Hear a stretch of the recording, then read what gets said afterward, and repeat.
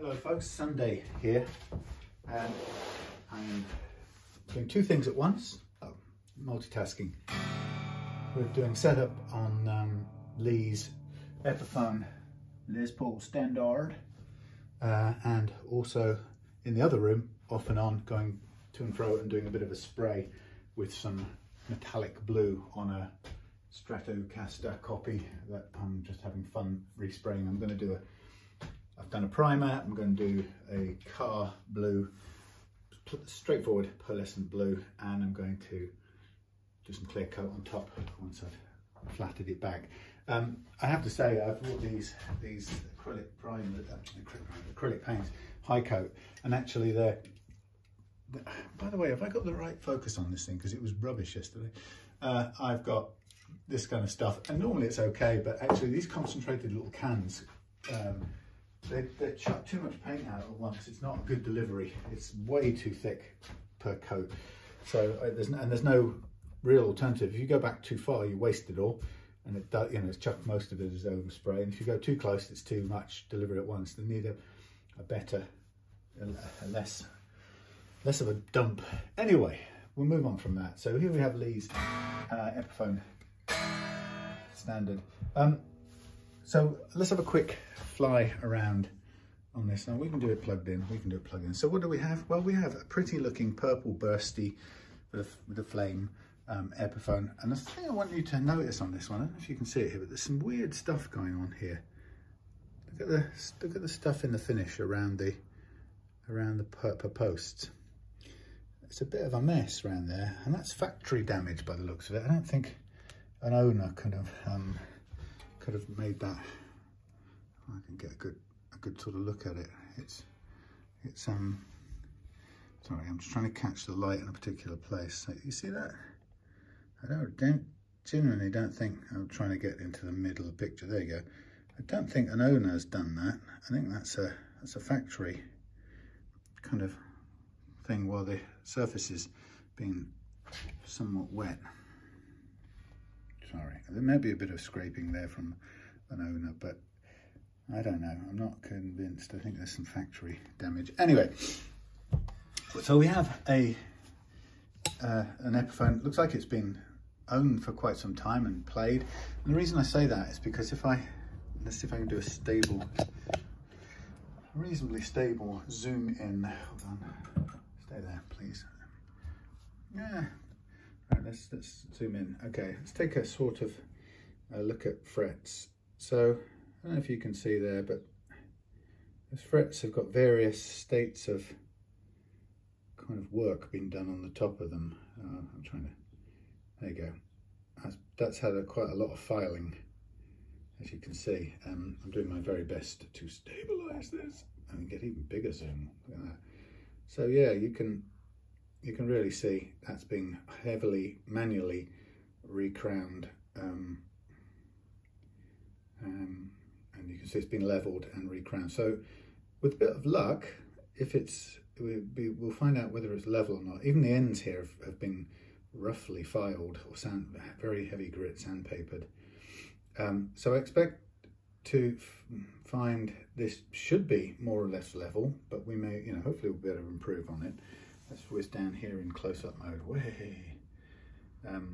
It actually came with 3 strings. So I've added another 3 just for the sake of the fret leveling-y type stuff for the setup. This nut is kind of, I don't know if you can see there, this nut is really not sitting kind of where you'd want it to anyway. It's sort of half on the shelf and half off. But it's glued in place and it's doing its job, but it's plastic, so it's got to go. Sorry about these juddery close-ups, but you wanted better shots from the camera, you're getting them. Little things like this aren't fantastic, like there's a bit gloopy on the old lettering, but hey. Other than that, it's a nice guitar. So what we're going to do is we're going to remove the nut, and I have ready for it, if I can just pull this camera up, sorry about this, zoom in, we have, waiting for it, an adjustable Tusq nut on its base. This one is one of the 3D printed ones to almost exactly the right size. So this should make life a lot easier. Thank you to Gerard for that. We've been working to and fro to come up with an adjustable nut base that really works well. And Gerard's been fantastic. He's taken the project on, and if I can get this bloody zoom back to 1. Come on, just give me 1. 0.9 now. Oh well, let's leave it on 0.9 for now. Yeah, so Gerard's been fantastic. He's been helping me try one out, change the size slightly on his printer, try another one out. Yeah, see, we got another little dentings going on here. But maybe that's just lifetime wear and tear. Okay, so, you know, good standard Les Paul. Now, one of the things I'm going to do with this to begin with is just have a quick listen to the, excuse me, listen to the pickups, because Lee has fitted these himself, and just wanted to make sure that they were, it was all working as it should. We've got some pots here on the, I guess these are coil splits. Let's have a quick look under the hood first, as they say. Oh, and I suppose for that you're going to want to do close up, aren't you? Very well. We shall allow this. Let's bring you down here. This is the joy of the movable feast camera. Of course, I have to continually use my. All I can even do is look at that. I can even zoom from backwards to frontwards. This is the joy of the mirror. Oops, spinny, nothing gripping there. Oops, spinny, not much gripping there. I think we could probably help things along here. Let's just double check, is it really completely spinny, or is it just my imagination, or it's just not been done up much? Nope, that's completely spinny. Okay. Well, as a little friendly, reloved gesture, what I'll do is, I think I'll fill those and re-drill, just so that these screws have a little bit of a bite. Okay. Yeah. We've got, yeah, to the middle of the switch, to the middle of the switch. It's hard to do it. It's a bit untidy, but I totally get it. It's like my wiring, you know, when I started doing this. Perhaps not even up till so long ago either. I mean, it's great that you've got it working. That's the main thing.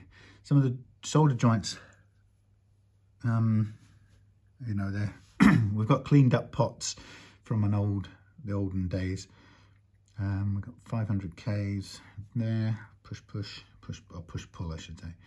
And it looks like everything's set up the way you'd want, really. Yeah, link.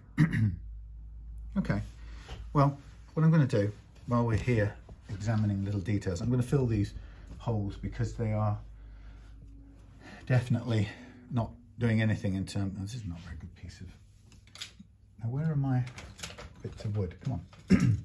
Yeah, not doing anything in terms of holding the screws in. So I think I'll just glue these with some fresh stuff, and then we'll just make slightly better drill holes, pilot holes. That's the word I'm looking for, so that these things work properly and the cover stays on.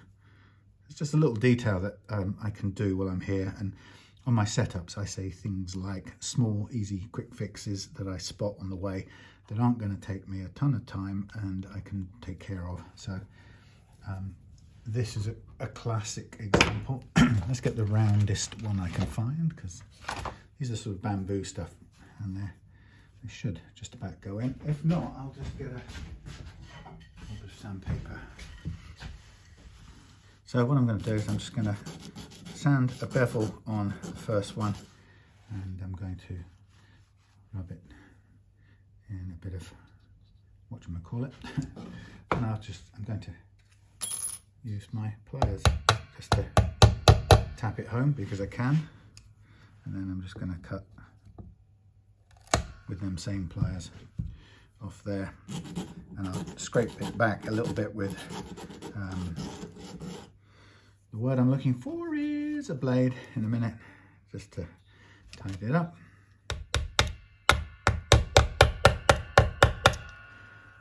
So this is just a way of making sure this cover stays or tightens up properly, because it's very common that the screw holes, or screw thread, wears out once it's been taken on and off loads of times. So adding, a lot of people use match sticks or what's the word, toothpicks and stuff like that, which I use as well sometimes, depending on the size of the hole, but these are much bigger than toothpick size holes, so you really need a little bit more of something more substantial. And these are bamboo skewery things, which are not the best material in the world, but they're perfectly good for this purpose. So there's me. Oops. Everything's sticking because I've got magnets everywhere. That's my 58% humidity. He's cutting his own finger with the pliers. 58% humidity, which is pretty good for ambient spraying.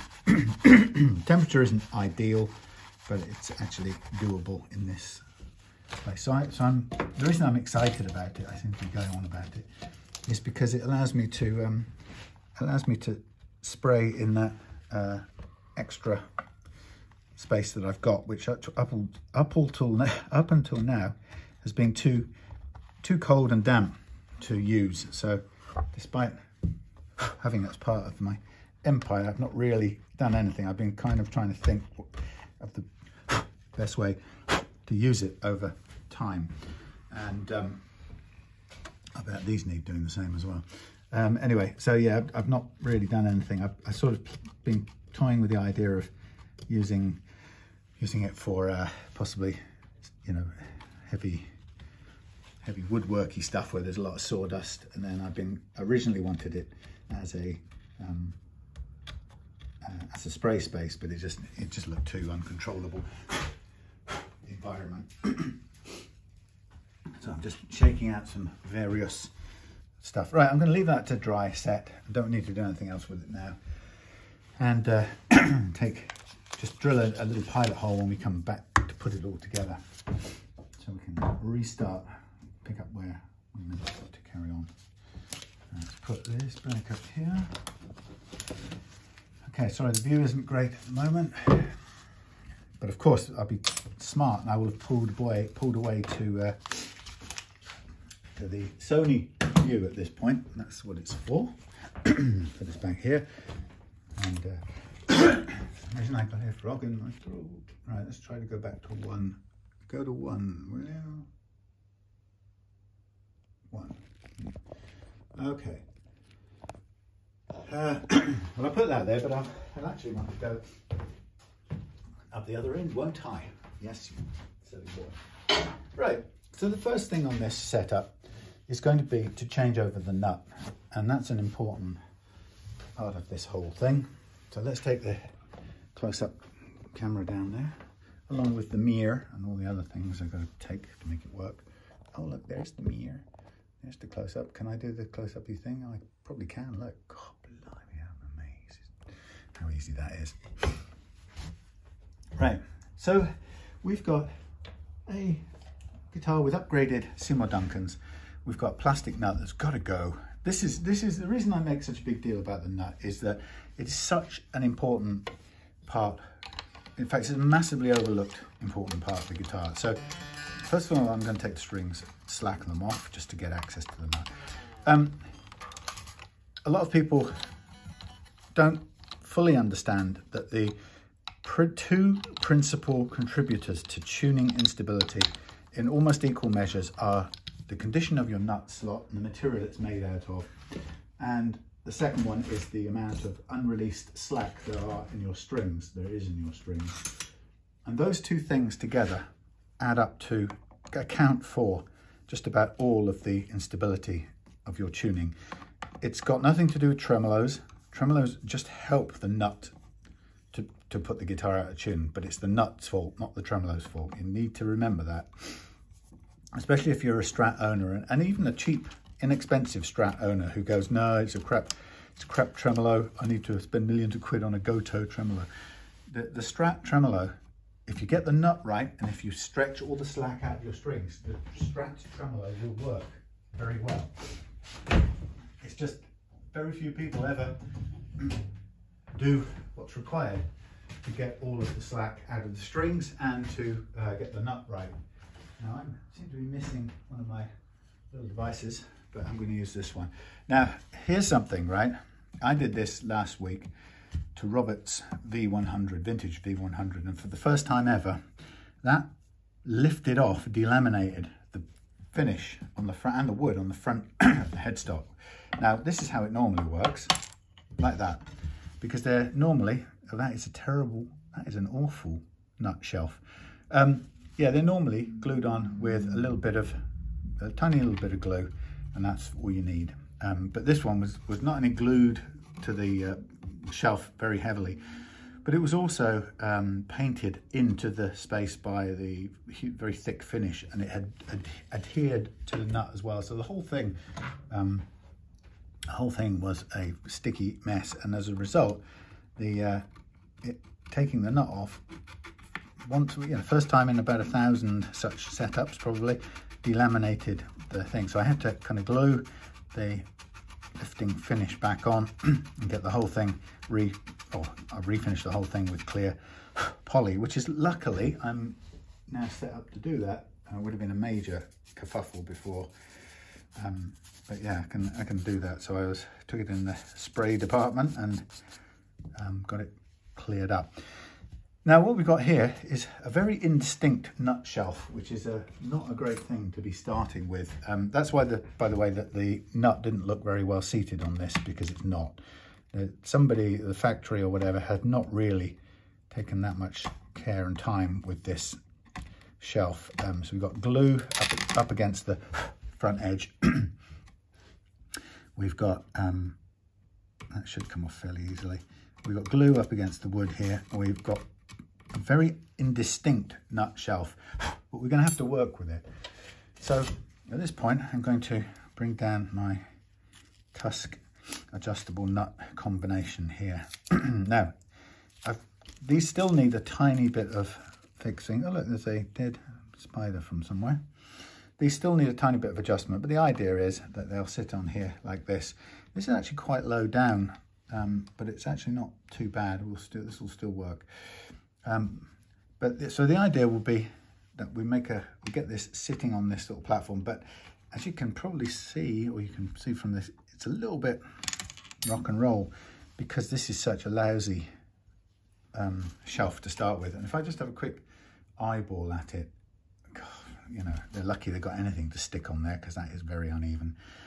So what you can do is, if you have one of these little Hosco nut shelf files, you can do your best at this point to level it out, and it's not an easy task. So you see, I'm just kind of working it backwards and forwards as carefully as possible to get as flat and as right angled thingy shelf as possible, but it really isn't. It's not an optimal solution. These aren't actually that good. I paid a lot of money for this, 30 quid nearly. Now what we're also going to have a look out for is that this also begins with a little bit of a burr on it, so that may not help the seating perfectly. So let's just take the burr off that and have another looky feely. Well, yeah, see this angle here doesn't feel right, and I think it's got something to do with glue built up.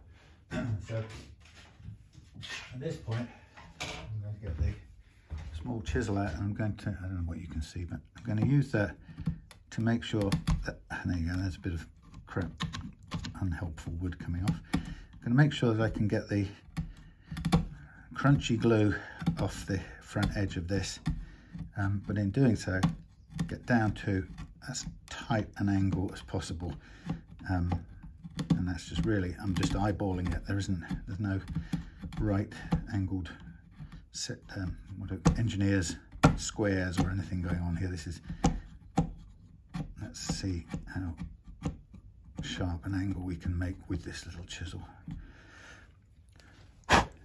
So it's just a matter of slow and careful cleaning up. Okay. Now what we've got is we've got a situation where this is a very narrow nut shelf, and ideally I would like it to be wider than this. It's also the 3D printed nut base here is also a little bit wider at the bottom, so I'm just going to trim that back in so we have as little extra material as possible. If necessary, I will take the base of this nut base down to a size that fits comfortably on this little shelf, but I don't like the amount of wobble in here. It's not good, and it is a function of this not being flat. The alternative is we can do some work this way with the chisel, but again, this is quite a difficult thing to do without introducing further instability into it. You've got to be very careful. Obviously this is a minimum thickness, width, this chisel, so it's going to kind of cut a minimum of, what is it, 4 mils or something. But if necessary, if there's a real unevenness, then it is a one way of kind of forcing it, getting rid of some of the bulk of material, and then of course follow up with this to try and level out. It will get there eventually. It's a very slow and somewhat imprecise method. It does work. It's just you don't feel like you're making any progress for quite some time. So this is the challenge of using an adjustable nut. What's that? Ah, that's a piece of a tuna ring. Look at that. So these are, there we are, it's knackered. This is what you get when you start working on older guitars. Ready? I want the focus to change, please, not the lighting. There you go. See that? See that? Broken. It's been broken for a while. It's just fallen off in undoing the strings. So what I'll try and do is I'm going to try and find a replacement or spare one. Can we any chance of focusing back in? This is just, oh, come on. Thank you. Give me a break. So we know that's a problem now. That's another thing to take care of. So as you can see, not an easy challenge immediately. I mean, it's been around, this guitar, that's for sure, and it's fairly common for that little plastic ring to break on a tuner on a guitar like this. Nothing particularly unusual about it. It happens with old age. Okay, well, we're sort of getting a little bit closer to stability here. Sometimes I make my own sanding things. For example, this is about the right width. I mean, it's almost better than that. So what I might do is put a bit of 180 grit, 120 grit on here. Probably give me a little chance to do this a bit more easily. Yeah, that'll be about the right size. A downside of cleaning up this slot to make it work better is the fact that before long it'll be too low for our purposes, and I'll need to find or may have to make a different kind of slot. Sorry, a different kind of nut base. That's nice and flat. Let's just do it on that one. Yeah, we don't. You know, that's a risk that it becomes too low. There's nothing we can really do about that. Just have to live with it. Whenever you have to do remedial work to a base, that's what you get. So what I'm doing is I'm just putting some double-sided tape on this thing here, and for the purposes of giving me a nice flat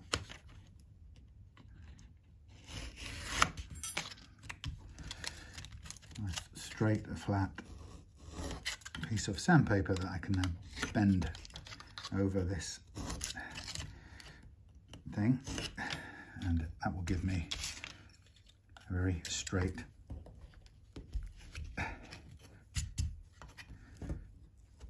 sanding device. It's only going to be a one-shot thing. It won't really be useful for more than one. But it's a quick and cheap and cheerful way. Now, the thing is, if I don't want it to run up this side and cut into the, I should have thought this beforehand, if I don't want it to cut into the edge of the thing, what I need to do is to remove this edge here.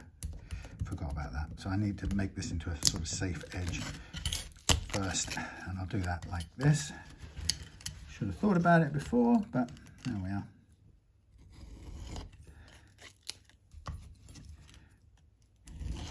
Okay, so and take the sticky stuff off there as well. Okay, so now I've got a safe edge there, and I can now move these out of the way. So you can see that it's quite a bit of carrying on involved here to get this right. Now I want to be very careful with this. The idea is to just tidy this up. I don't want to make a massive change, but I want it to be nice and flat. So I'm just trying to hold it as flat as possible against the, sorry, just knocking against the hammer. So that's cleaned that up a fair bit, and you can see that the platform straightening out, and that feels a lot better. Now, what I'm seeing is the angle on this to begin with is a little, it's a little imprecise to begin with, so I'm going to try and just tighten up this angle here so we get a good fit. Involve just a little bit of cleaning out there.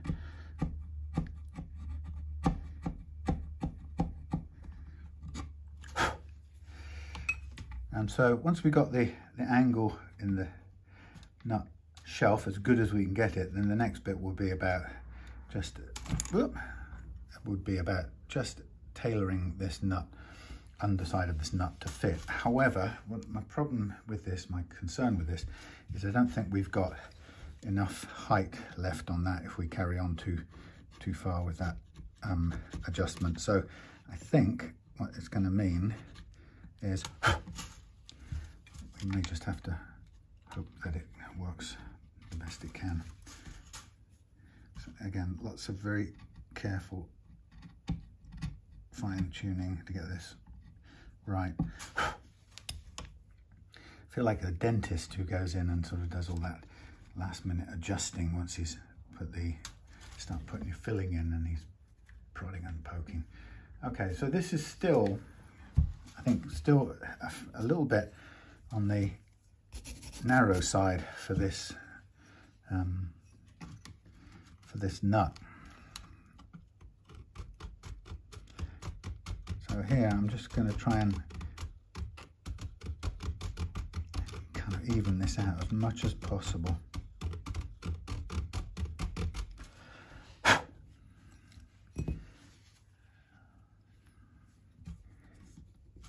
That's very close, actually. That's getting there. Okay. I mean, I think there comes a point where you just have to stop and accept that's where you're at. I can see, in a sense, that there's a bit of a lift at one end, because you can see that the paint is a bit thicker still at this end than the other end. So there's a bit of a discrepancy, but actually, you know, that's getting to the place where it will glue down nicely, or sit nicely. Now what I will do is I'll get up this fine tuning board. Sorry, it's not the greatest view. What I'm going to do is, although these are pretty much ready cut to shape, Gerard and I have been working on this. I'm going to, I can see this is a little bit, it's almost slightly undercut.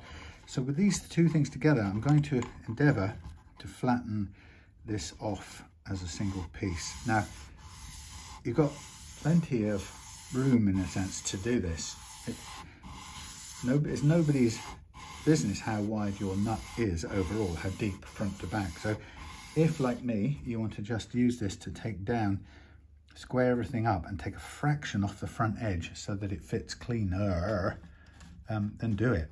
It's your nut. It's your nut. And the same applies at the back here, that I need this to be a squarer back end on here. So I'm going to take this down from the other side too, and this will now thin down the nut a little tiny bit, and I'm just kind of watching the overall fit of the two pieces. So it's taking a little bit off the back edge, and that's fine. I want this to come down, if anything, to a slightly thinner nut so it fits the shelf better. The shelf is still, by the way, technically too wide. Let's get this down on this side a little bit. So it's a destructive process in a sense, that it's taking some material away, but it's necessary for the custom fit to this guitar. That's one of the problems, is that every single guitar, the nut slot of every single guitar is different, even made in factories. There's something fairly crude about it that isn't standard. So we have to, there's always a bit of adjustment to do, and that's quite a fine art, because, you know, as I'm doing this, I'm conscious that if I go too far in my endeavours to get it to fit just right, I could end up having to sit and wait for a new one of these, because I've got some on order, but I haven't got any. Well, I've got, actually, not true actually, I've got spares that I can use, but you know, I'd have to take them off another guitar to repurpose them. So at the moment, this is feeling just about right. I'm just going to, again, tidy up this bottom edge if I can, and then I'm getting used to this material myself. It's a little different from the resin. It's quite different from the resin that I previously used, which was some stuff called Plast Aid, and they're little bits of this, the way it kind of curls over on the edge, that need tidying up, that Plast Aid didn't quite do. So I'm just getting used to it. Sorry, you can't see me test fitting this off to the side, but I'm just about there. I am almost content with this. Now, the only thing that else about this is that it now is a fraction too wide, which is what we deliberately set out with. So now I'm going to do a little bit of a reduction on either end, and a tiny bit of curling, just to take the sharp edges off, which leaves a little bit of a shaggy overspill, which we have to tidy up with the blade. I'm just trying to gently soften up the corner so it's not a sharp underhand.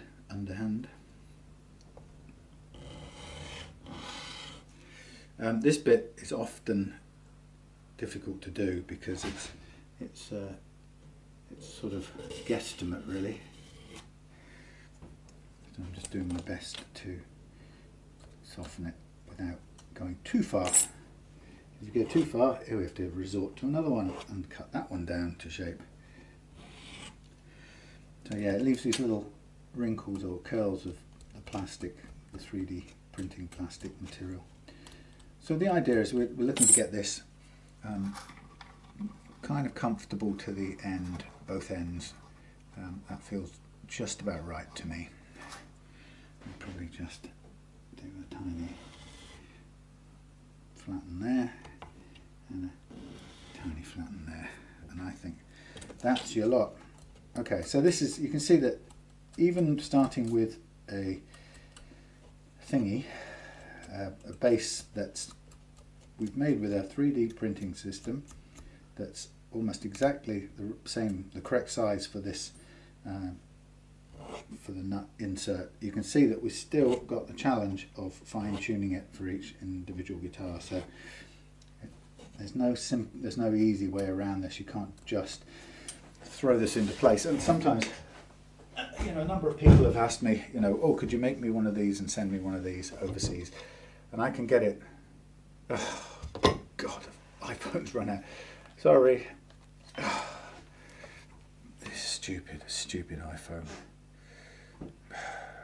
Right, hold on.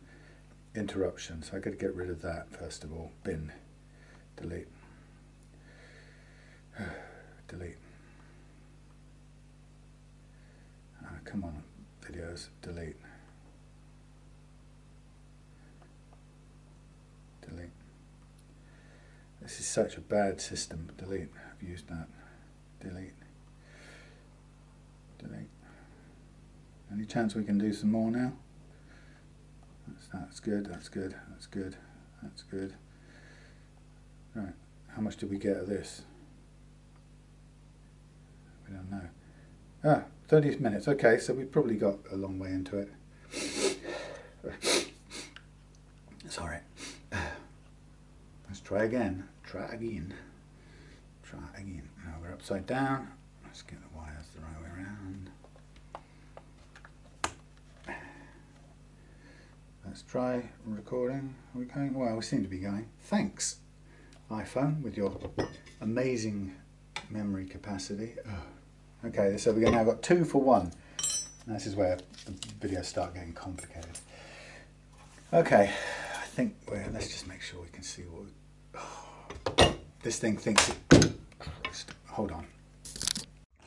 Let's try again. We're trying. The chance of now matching up these various parts is growing remoter by the minute. Remoter. You can't just delete them. You have to go and press delete the recently deleted. You know, I mean, come on. How about delete means delete? I know, they're giving you a second chance. That's the whole idea, isn't it? Because they know that you probably deleted by accident, want to get it back. All right, Apple, I take it back. Right, let's have a look now. Got a strange little sticky up bit on the top of this wood here, where the finish has sort of rucked up against the nut. I guess that's probably glue residue sticking up there. I'm just trying to soften it off so it doesn't stick up. Right, so the idea is we have our adjustable nut, which is now going to sit here, and I'm going to commit its body to the deep. You know what I mean? I'm going to say that's that. I should have stopped and gone next door and done a little bit of the old spraying, but no, it's probably just as well that I leave longer in between. Okay, so what I'm going to do is I'm going to put a little blob of glue on either side of the base of this little fella. Now, I'm going to put it back in here, but I'm going to be ready with my, oh God, it's gone the wrong side of the damn post, with my thingy string and my thingy string. And I'm now going to tighten these up whilst holding this in place, if I can find my string thing. Get that in the right place. You tighten up. You tighten up. Okay, that's where I want it. That's everything in the right place. Yep, yep, yep. That's amazing. That's actually not as low as I thought it would sit. So we're, oh no, we are on the first fret. That's fine. So it's lower than I might have liked. Okay. That's absolutely fine. Let's get rid of this bit of glue. Right. Okay, so I'm going to now just put the rest of these strings back on. So I used the first 2 strings just to pin it down, really. Now we're going to load up these, make sure everything's on the bridge correctly. So at the moment, all the strings are sitting on the first fret, and what I actually want to begin with. These are a bit low, these first frets down here. So now what I want to do is want to use the adjustable nut to lift up. That's interesting. Let's have a quick look. So we lift this off. There we go. So that's our correct setting. There we go. Good. Happy with that. So that's going to now set of its own over time. So that's the adjustable nut fitted with a bit of extra precision fiddling about, as you could see. It's not an easy, simple task. So that's why when somebody asked me to make one and send it overseas or wherever, I can do it, but I can't do that last bit. And that actually, you know, for someone else to do it, it requires a degree of confidence and proficiency, just so that you don't end up ruining, because it's not cheap to have me make one and send it. You know, it's quite a bit of time. Actually, it's not so bad now because I've got the printed bases. Obviously, it's going to make that a lot easier, but it still means it's not that difficult to screw it up at the other end, and before you know it, it's not adjusting correctly. But there we have the adjustable nut in its natural environment, and you can see that it's sitting there nicely on the shelf, the tailored and tidied up shelf. You can see that the screws are nicely in the way they want. We've come up from the first fret, strings being on the first fret, to now having a bit of action under there, which is absolutely spot on. That, me darlings, is what we want. So that's a successful mission. But, you know, like I said, it's not entirely easy because that nut shelf was not brilliant. So I think what I'll do is, for now, I will keep this thing over here, keep you running. What we'll do is we'll do the first setup part and then the fret leveling. Then I'll take a break and I'll go and do some spraying, and then we'll come back and carry on. I want to get this all done today because I've got things to do this evening, so I'm kind of reversing my normal pattern. It is a nice day. It's a good day, says AliExpress. Shows me a sunshine picture. 1323. Okay, so the whole point about the setup, what are we looking for? We're looking for a low light action at both ends. So it's low over the first fret and low over the last fret. Normally, the thing that limits that is the condition of the frets. Now, like I said, these have been lowered before. So the thing I'm going to do is I've got to look for a replacement tuner part. I'm going to, first of all, quickly examine the relief in the neck. It's actually quite a lot. So I'm going to take a tiny bit of relief out of this neck just before we do anything else. So that means it's slightly too bowed, and I'm going to tighten it a little bit so that it, is there any grip in here? It should be a 4mm. Why is it not going? Should be. Let's just push this off to one side so we get a better chance of gripping. There we go. I think this is completely loose. Yeah, it is. All right, so I put a little bit of force into the turning. So the truss rod was completely loose, and what I'm aiming to do is just turn it enough to cancel out a bit of the relief that I can see in the neck. It's still a little bit too much.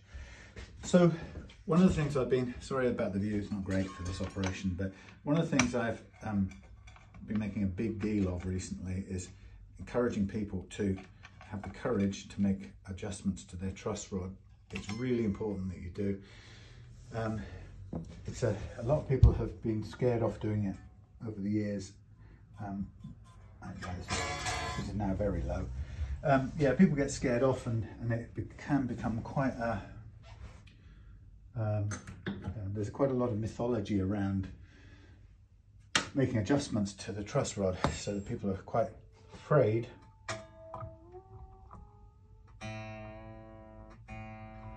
that making adjustments will end up with something breaking.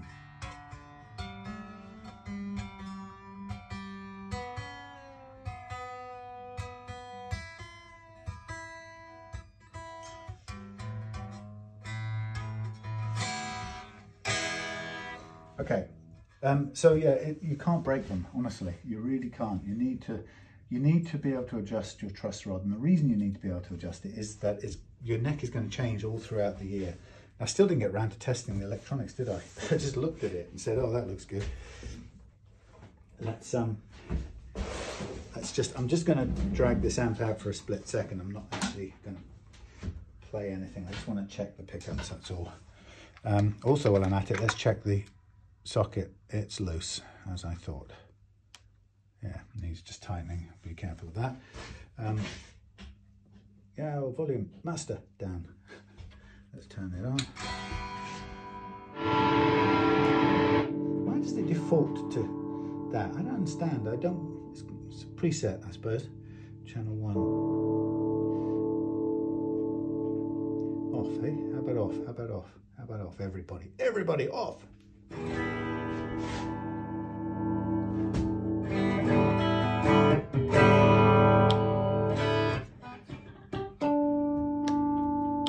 Single, humbucker. Yeah, both.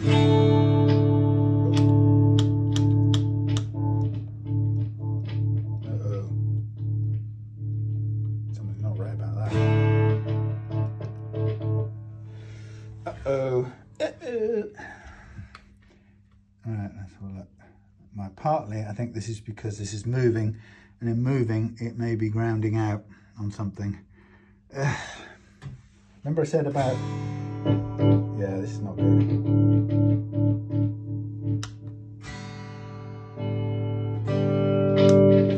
It's working as it should, but there's something not right about the way this is sitting in here. Lee, I didn't want to have to go digging into here, my dear friend. I mean, the problem with this, yeah, you've got something touching out in there. The problem with this is the minute you start poking, you're in trouble. Let's just, I want to make sure this, let's do my best to make sure this is sitting in the right place. The trouble is, Lee, just to let you know, God, look at the color difference. The trouble is with this is you've installed, right, let me do something for you.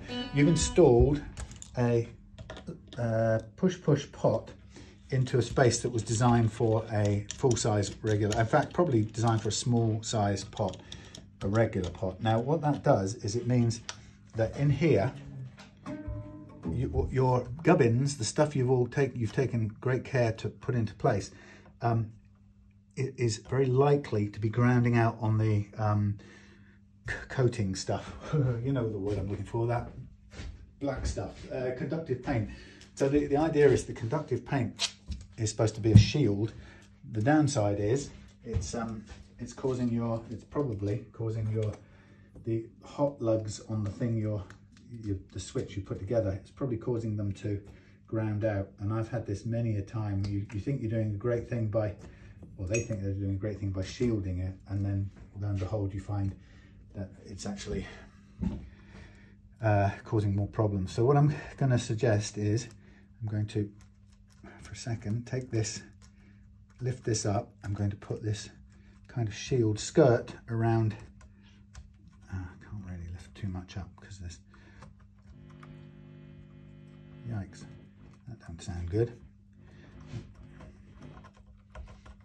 I'm going to put this down. Now what I've done is I'm putting this back in with a skirt around it to prevent it from touching from your little switches. See those, the little lugs that are on this pot wouldn't have been on there the first time round because it would have been a regular pot, and they would be standing much closer into the body of the, or into the, yeah, close, and they're raised up higher than the conductive paint.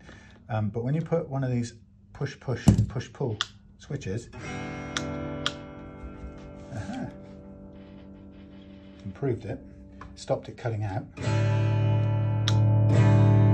Yeah, so I've put it, you can see I've put a, well, I don't know if you can see, but I've put a little piece of tape in there to protect those three little lugs at the bottom, which are critical, protect them from grounding out on the conductive shield. And that's the problem with this sort of upgrade. And it's just something that took me quite a while to figure out myself. So there you have it. When you do an upgrade like that, be sure to, it probably makes more sense to cover, even if you cover the bottom of the bottom of the cavity with some tape that it's not exactly insulating tape, but cover it with something that keeps the lugs away from any possibility of touching the conductive paint. So you could carpet the whole lot with some tape. That's absolutely fine. The shielding quality still exists.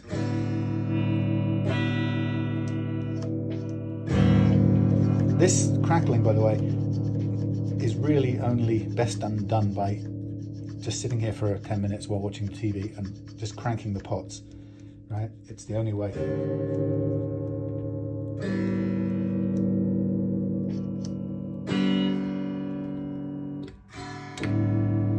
There's something wrong here. You've got no volume function. There is something wrong. What have you done, my lad? I've got some, but there's a bleed through.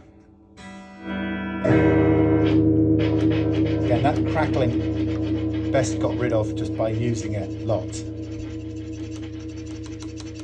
You can spray some goo in there, but using it's the best.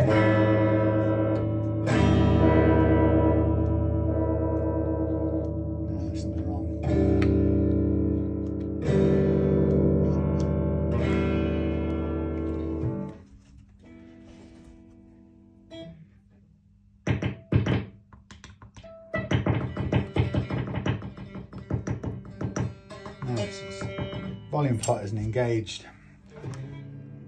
Yeah, there's something wrong, my lad. Oh lordy.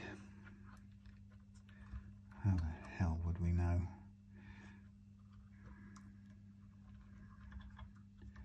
Grounded, grounded, grounded, grounded by the light. Is that? Is it? Is it? You see the problem is your lugs from of the pot, the functioning lugs for the volume and whatever side of it are way out of the way, right down in this little hole that was built only for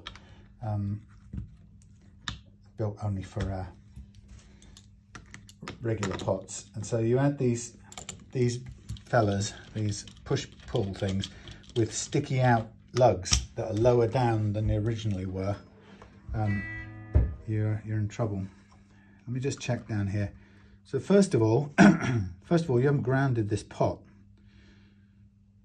This is wait a minute. What's going on here? This is a dual gang pot. Why are they dual gang pots? Is this grounded? I'm confused. That's grounded there. Oh, I don't know what this wiring is. Sorry about this. Let's just try, see if it works right now. No, there's something wrong with this. The volume's not working. This is not a good wiring setup, Lee. You've used dual gang pots, which I don't understand why for a start.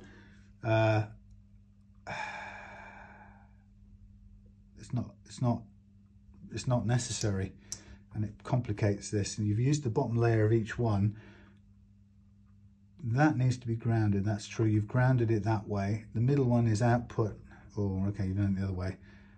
But there's something about this pot that isn't working, so I don't know whether it's not grounded properly. I think this needs redoing because this is not working.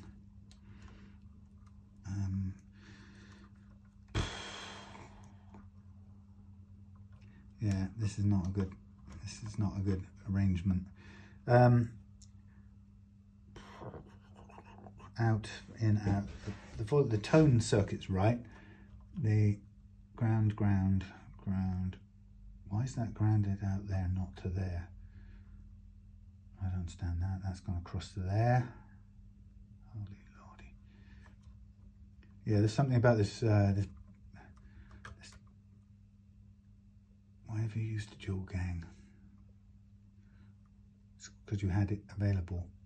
Well, first of all, there's that is broken off for a start. Where the hell does this go? This is there's a wire disconnected here. That could just be handling it.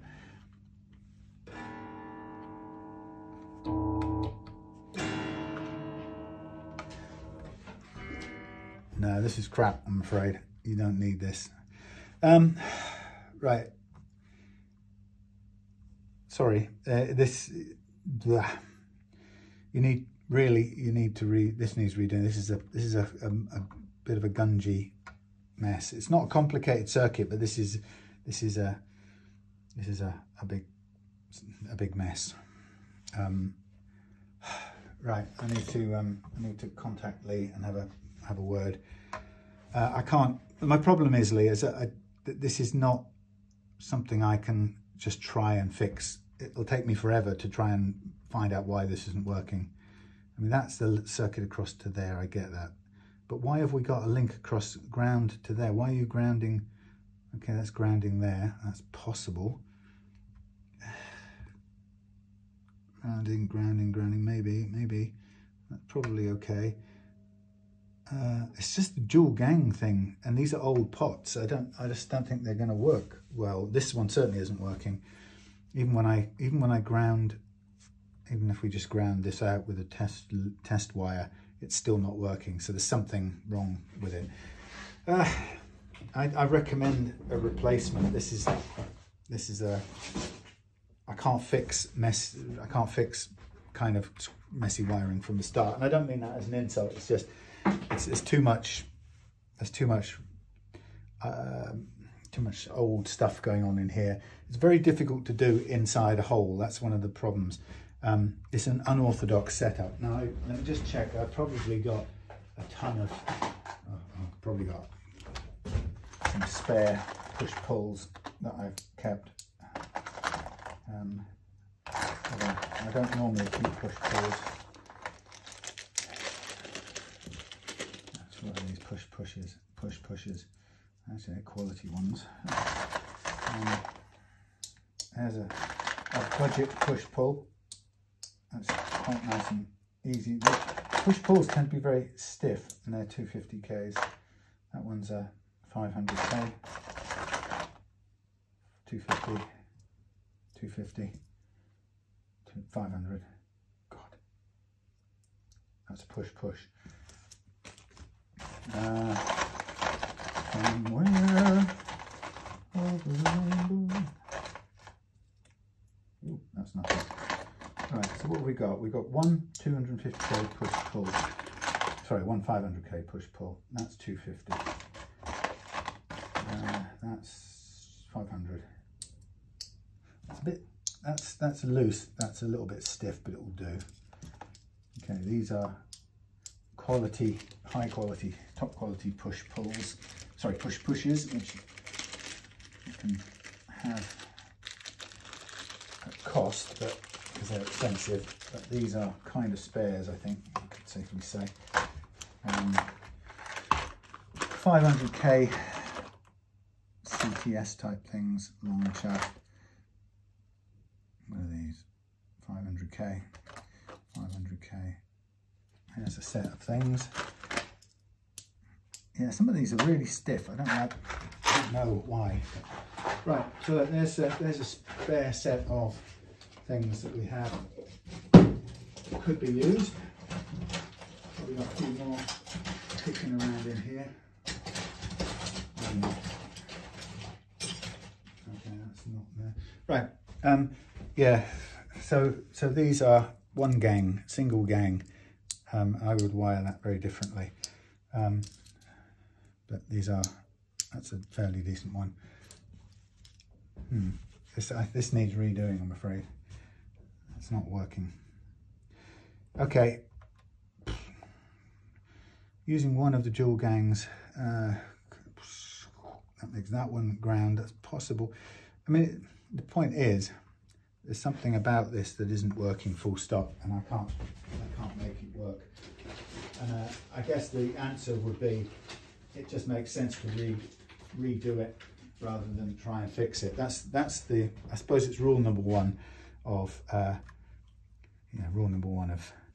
guitar electronics. Do not try and fix somebody else's wiring. I mean, it's just sort of common sense. So here we have it sitting up. I've reconnected the currently missing wire. Let's go to clean. Let's take off the reverb, take off the booster. Thank you. Okay, so we have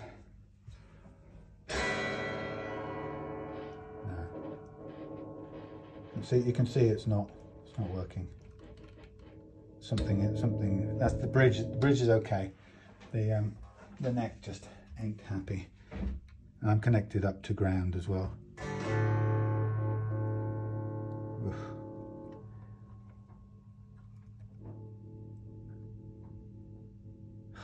You know,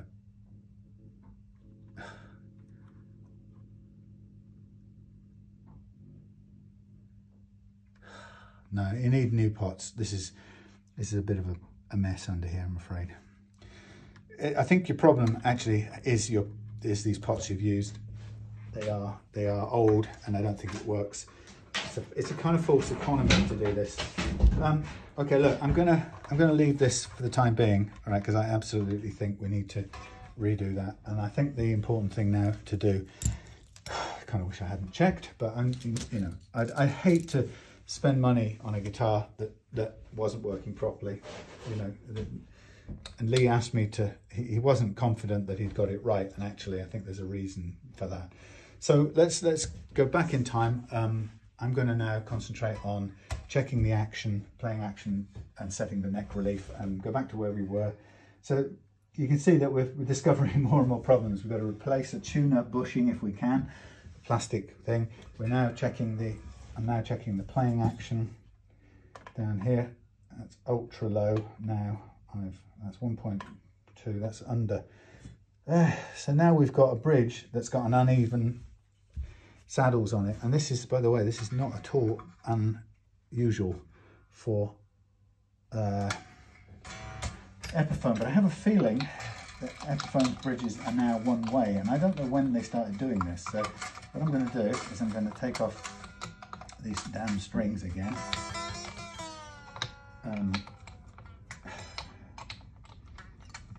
I think this is a bit like somebody having an old car in the garage. You know, when you take an old car in there and you discover, people don't like to imagine it, but as soon as you take the lid off, you find all manner of problems with it. Now I'm just going to have a quick look here. Yeah, these are different size slots. They're definitely this way round. So that is interesting, because in many guitars I've seen in the past, there isn't a difference, but in this case there really is. So that was round back to front, which means that the strings weren't sitting at the correct heights in the slots. Now I'm not saying this is perfect even this way around, because the Tune-o-matic bridge is a notoriously clumsy, crude device, and it never exactly 12-inch radius or anything else you want it to be. But I think the first thing we'll find is that probably sits a little better than it was. So let's try that first.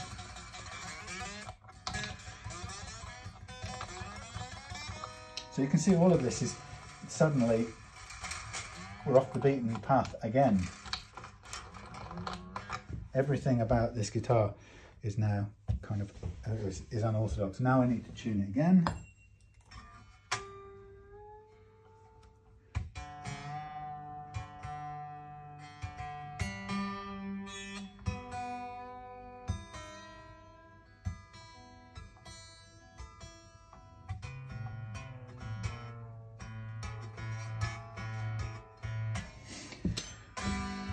Right, we go back to checking the action height.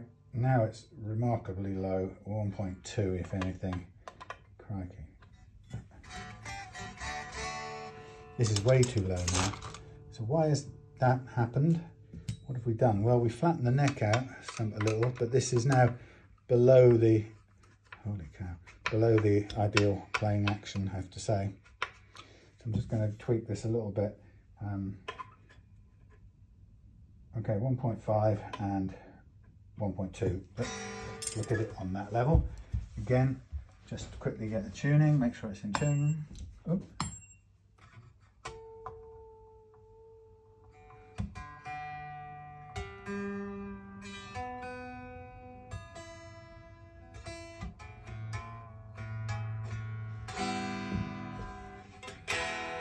Okay, so now we have, yeah, and oh bloody hell, this is so uneven. So I don't know if we can see this. This is what I hate about the Tune-o-matic bridge, okay? And I'm going to try and get you to see if you can see it. Okay, I think you might be able to actually.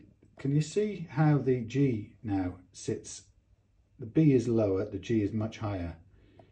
Okay, so the B seems to be sitting down in a slot, and the G is out of sequence, right? That's the correct way round. I'm saying correct way because now the slots are approximate.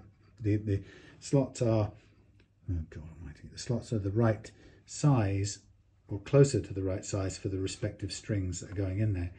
But when we look down at it, we now see that there's a general unevenness about all of these saddles across the whole of the thing, and it makes the G string look like it's sitting way high compared to the B. And the question is you have to try and figure out which it is, and do you then go back and make an adjustment? Why am I? Come on, one time zoom, please. Ah, that's the button to do. Right now, will it? Right, please, thank you. Yeah, now you have to decide which is the one that's out, and do I make an adjustment with a file? And actually, I have to tell you, it's probably the B that's out, and it's too low. There's nothing you can do about it. It's the way it is, short of getting a different bridge. It's not the end of the world, but I can see it across here at the, at the last fret action. It makes a difference. So where I've got 1.1 on the high E, it's now slightly less on the B, and then the G is now 1.5, and then it goes back down. So it's the fact that this isn't even a good radius is infuriating, really, and that's the Tune-o-matic bridge for you. And the question is, actually, it's probably, realistically, it's probably the G that is too high out of all of them. If I look down on this side,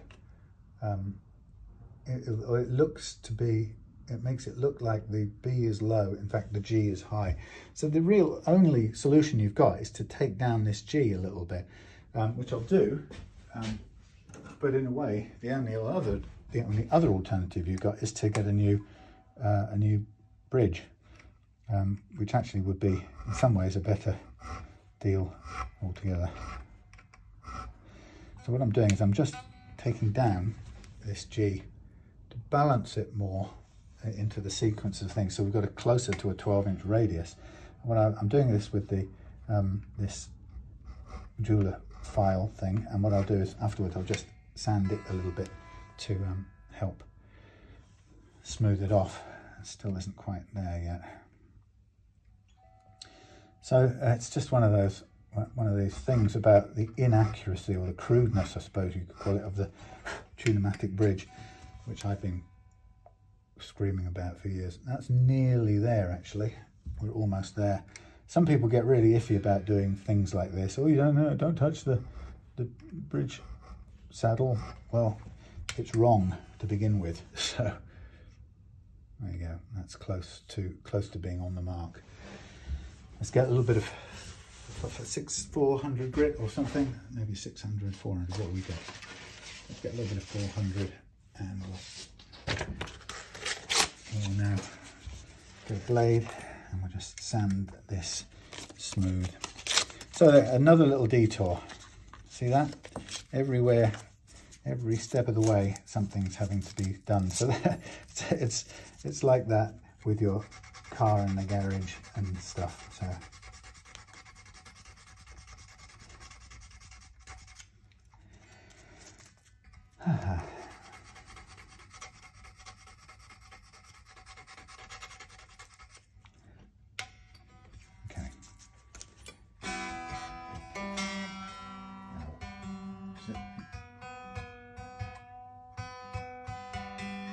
hear the difference there? From taking it down, it detuned it slightly because it's lowering the string. That's how much it lowered it.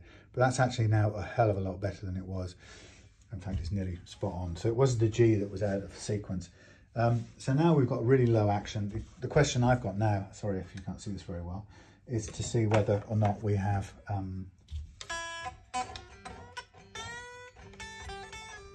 these are low frets.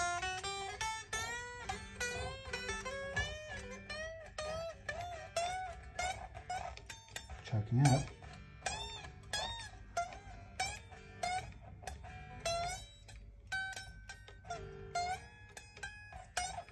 So we're choking out on the 13th bend, 14th bend, 13th and 14th bend choke on the high E, and that tells us there's a problem up here. Yeah, 13th on the B. That's right. Don't expect it to be on the G. Okay, so that tells me there's an interesting little challenge here. We've got some chokes on this low action.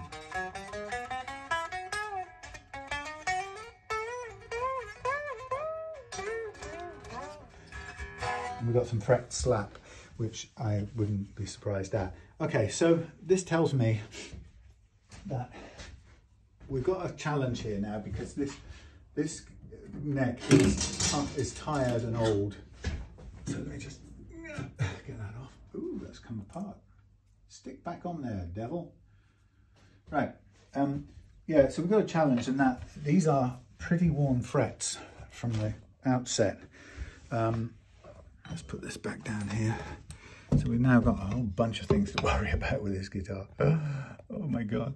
Right, pretty worn frets. So the question is, can we improve this? What do we want to improve for this action? Well, ideally, we'd want to improve the, get rid of these two chokes. That's my first concern. So we want this guitar to be able to bend nicely up here.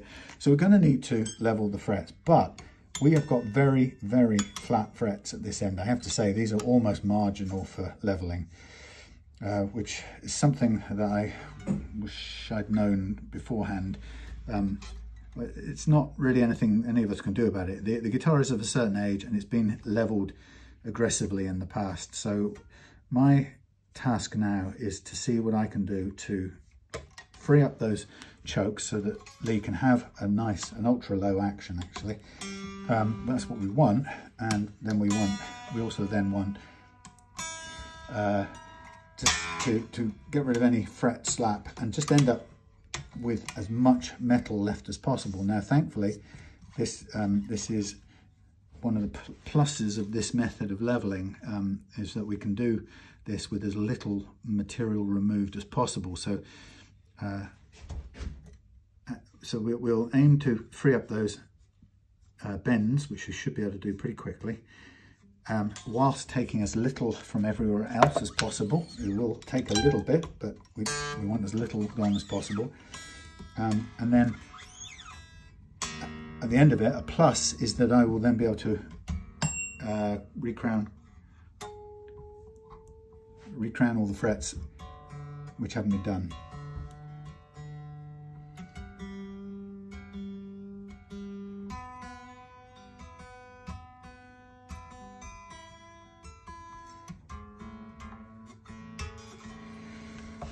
Okay, so I'm going to dive in, and what I'll show you first of all is we'll do the first three, what do I call them? Tracks, the E, the B and the G track, and we'll do these three first, and then we'll check the effect on those choked bends. And the idea was we should be able to hear that, clear it up and remove them. So I'm being very careful on the preciseness of the calibration of the tool, because I need to work up here and I don't want to take hardly any more from anywhere else if possible. It will appear right now to cut up everywhere else, and the reason for that is that the frets everywhere else have already been cut up. Okay, so I will be revealing the existing flat spots on the frets. Now, as I'm doing this, I'm going to stop in a second and just consider what I'm seeing in terms of the way that the guitar is cutting. The frets are cutting. So cutting a little bit here, a little bit here, tiny bit, not much at all, hardly any. So that's a low fret, a little bit more low fret, completely low fret. So what I'm seeing is 12th fret is low, which makes the 13th fret high. That's the major problem. So the 13th fret in both cases is choking because the 12th fret is actually low. So what you may not understand about fret leveling is that a low fret has exactly the same effect overall as a high fret. So a low fret will make the next fret relatively high, which will then manifest as choking notes. That's what's interesting about this. So I'm just going to stop there with the E track and see, we just want to, at this stage on the E track, we just want every note to play.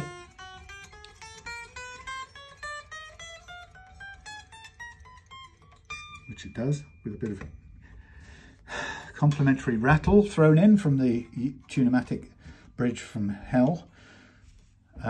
Next stop, I'm going to just recalibrate again a little bit more of a turn on here. So yeah, this is the weird thing about, you know, getting a, see, that's too much now. Weird thing about an old guitar is as soon as you start undoing things. So look at what we've had so far. We've had, oh look, the screws on the back panel are spinning. That's because they're worn out, so we had to fill those. Nut shelf is bad, so we've had to recut that. Tuner bushing is broken, so we're going to have to replace that if we can. Actually, the wiring isn't good, so we're going to have to redo that. Frets are pretty worn, so we're going to have to try and level them with as little extra fret metal cost as possible.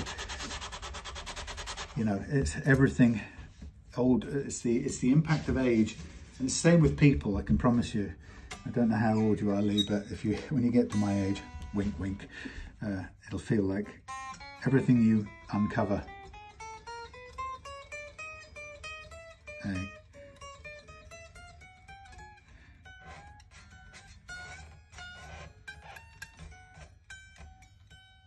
Okay, so we're playing.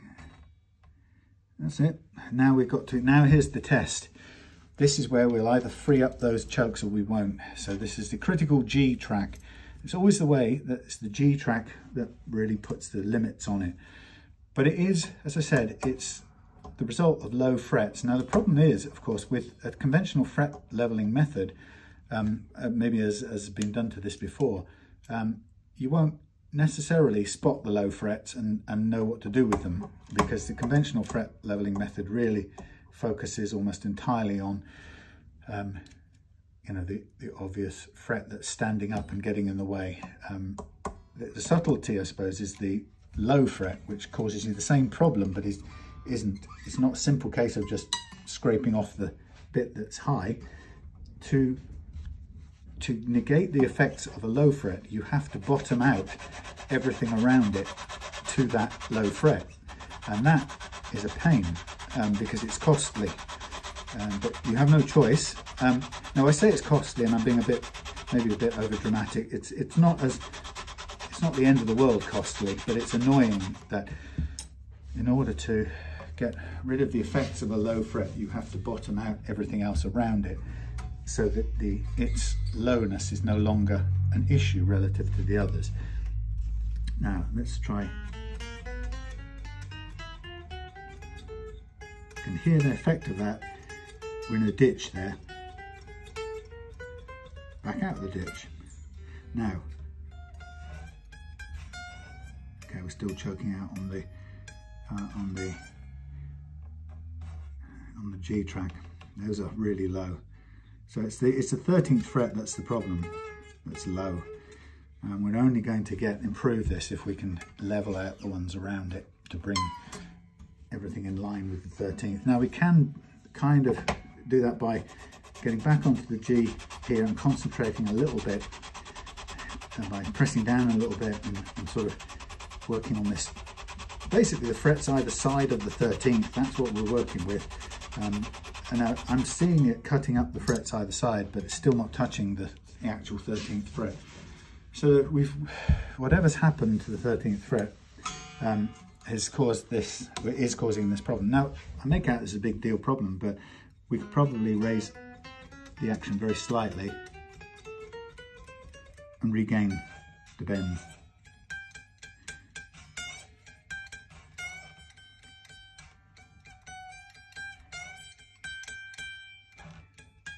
Can't get past one tone. Well, we've cleared that one up. It was the 14th fret was bending, was choking to begin with. So the B string is also choking out there, and it's the far side of the G track. So I'll do a bit on the, sorry, the D track. I'll do a bit on the D track now and try and get where we can get. But we have to accept that with low frets, we may have to accept defeat in that it may be that we have to raise the bridge very, very slightly. Now I set this very low to begin with, and it's very flat as well. So those two things are a challenge anyway. But I always like to set the challenge as high as possible and see where we can get to. And if we have to wimp out and compromise, as I call it, then we will have to do that. But right now, so now we're going over the top of the hill effectively on the D track. If you think about the fret radius looked at long ways on, or sorry, end on, no, in cross section, no, I don't know, what am I talking about? From the side, it looks like a humpback bridge, right? And so the top of the bridge is the high point of the fret across this way, and now we're across on the D track, we're across the top, going down the other side. That 13th fret is a problem.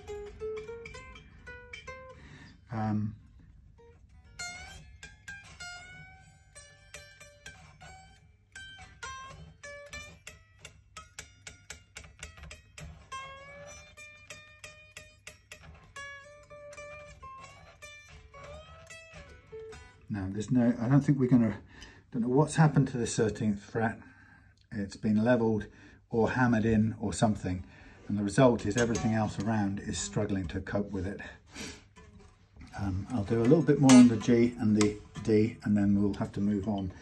And what we'll move on to is the possibility of, at worst, raising the action a tiny bit. Now, the good news on that front is that the amount that you need to raise the action to reclaim the bend or the choke is very small. And my attempt here was to, obviously, to do that by working the fret first rather than conceding on the bridge height. You know, the aim of all of this is to make the frets comply with the action that I want, and on the, for the most part, we are able to do that, except where we come across something like this, where there is a distinctly low fret causing a kind of single unique problem. Yeah, and it's the 13th. I'm not even touching it, despite, you know, leveling everything else. So, so that's, you know, the reasons why that could be lower than everything else could be several. No,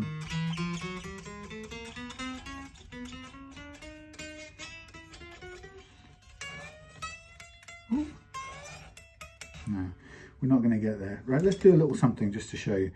We're currently dead on 1 millimeter. That's an incredibly low action. I mean, that's stupidly low actually. But let's go up to 1.5. No, not 1.5. 1.2 or 3. Watch this. Gives us back. Funnily enough,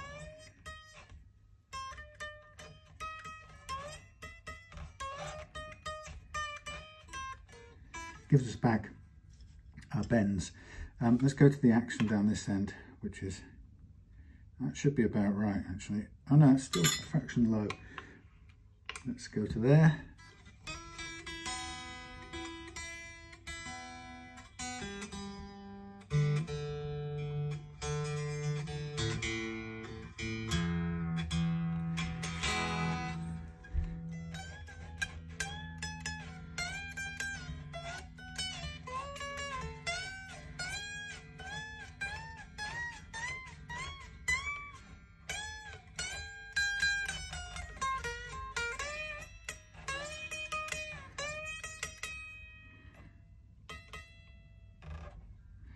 I'll do a tiny bit more on this D track, and then I'm going to stop it because we will reach a point of diminishing returns. In other words, we won't be getting there. There's a point at which, especially with frets that are already as low as these are, it's just not worth continuing to try and free up this particular bend. It's just the way that this guitar is, unfortunately. I think what you may find is that somebody may have spot leveled that fret before. It's probably quite a common way in a guitar's long and checkered past of why, how and why it can get leveled too low on one fret. Because if there are people, I've seen people actually in the past show spot leveling methods using a battery with a bit of sandpaper wrapped around it to level off one single particular fret that's causing problems. You know, and as a sort of quick and dirty solution, well, yeah, maybe that works, but the problem is, if you're not extremely careful, that approach will cause you to create more problems, basically, because you'll solve one problem but end up with a low fret compared to everything else. Nice tuning.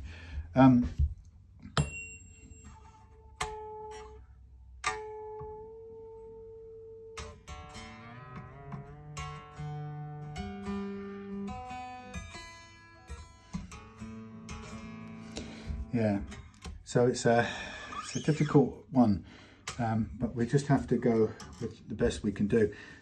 Ultimately, there comes a point where if you've got something's happened to a particular fret that it's so ridiculously low that it's causing a problem that you cannot get around any other way, then it may be you have to consider either refretting the guitar, or you know, some people would say, well, can I just replace one fret? And the answer is, well, you could. But actually replacing one fret often creates lots of problems again, because you've got to then get that one fret down to however old these frets are, and that's a lot of taking material away to get down there.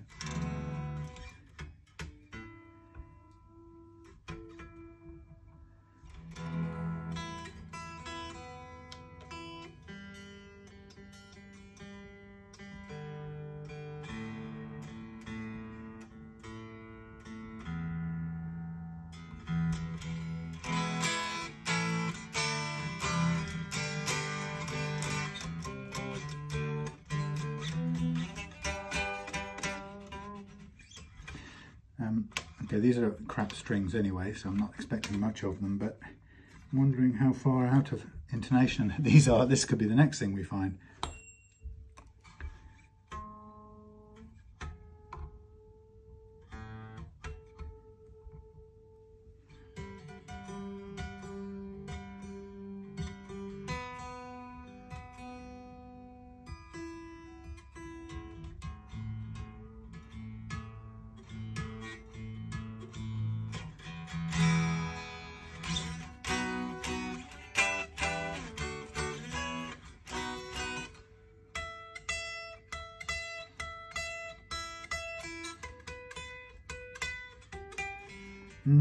Sounds too short to me, by a country mile. Oh God. Well, I'm just going to try and check that before I go anywhere else, because as long as we've got some output working, maybe the bridge will give me a signal just long enough. If we get a sense of how far out the intonation is, I mean, it wouldn't necessarily have been this far out to begin with, because remember, I've turned the bridge around, so that'll be my responsibility.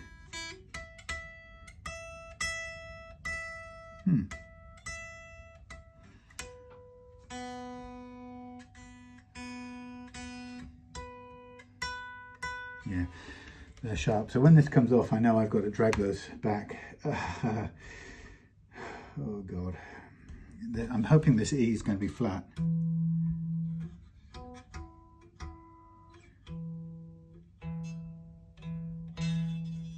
Oof.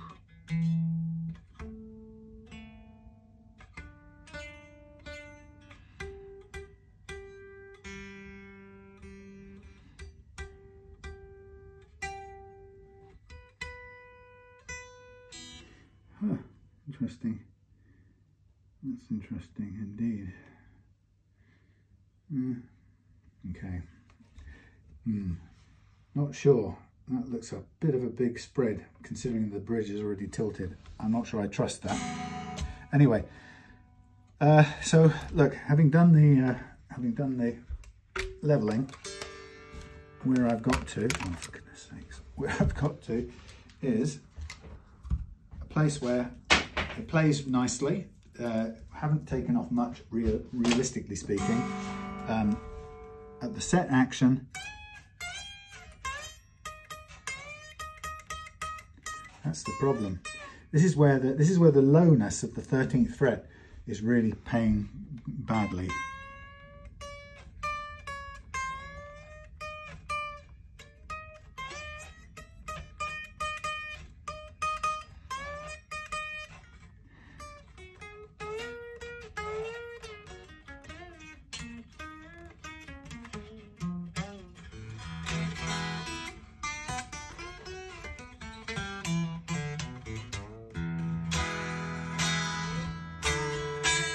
Right, that's as good as it's going to be, I'm afraid. It's partly a result of it's been hammered somewhere before in the leveling department in a way that hasn't helped it. But we can't really do anything else. Now, by the way, just a quickie, when you're taking off the guitar with the adjustable nut on, take the outer strings off first on both sides, so that you can keep the middle two on long as possible, holding the string, the nut in place because it's loose. And when you put it on, do it the other way around, put the two inner ones on first. So I'm going to get rid of these strings because they have had their day, and I'm going to stop. And well, actually no, what I'll do is I'll just first of all I'll just recrown the frets so you can see, and then I will stop. And I think it will be a good place to take some time out, look for a spare bush that I can replace this broken one on this tuner with. At the same time, I will get in touch with Lee and see what he wants to do regarding the wiring, because it's not serviceable, I'm afraid.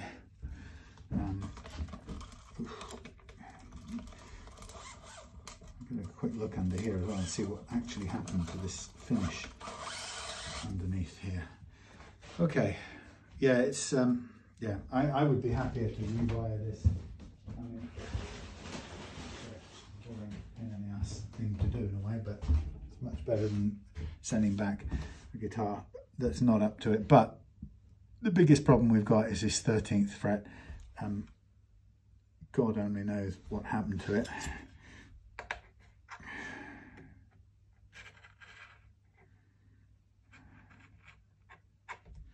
can't see a gap for a minute, but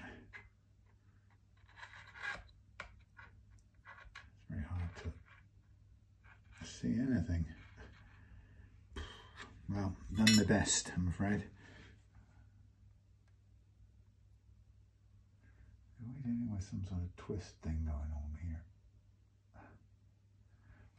Who knows? Right, let's do the recrowning bit. Sorry.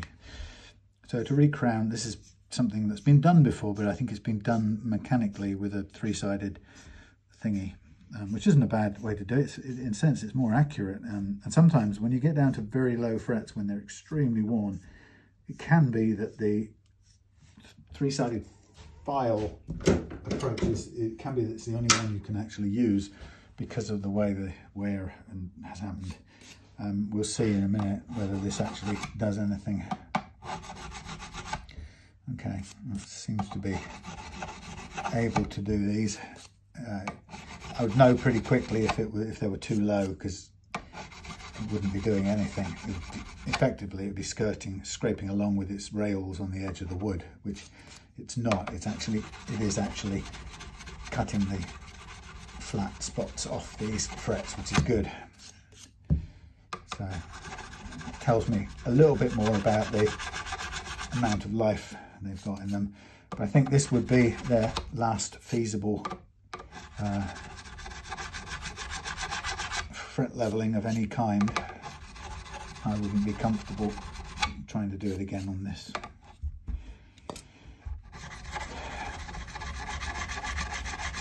Now, I won't spend any time on the 13th fret because that hasn't been hardly even touched anywhere on its length.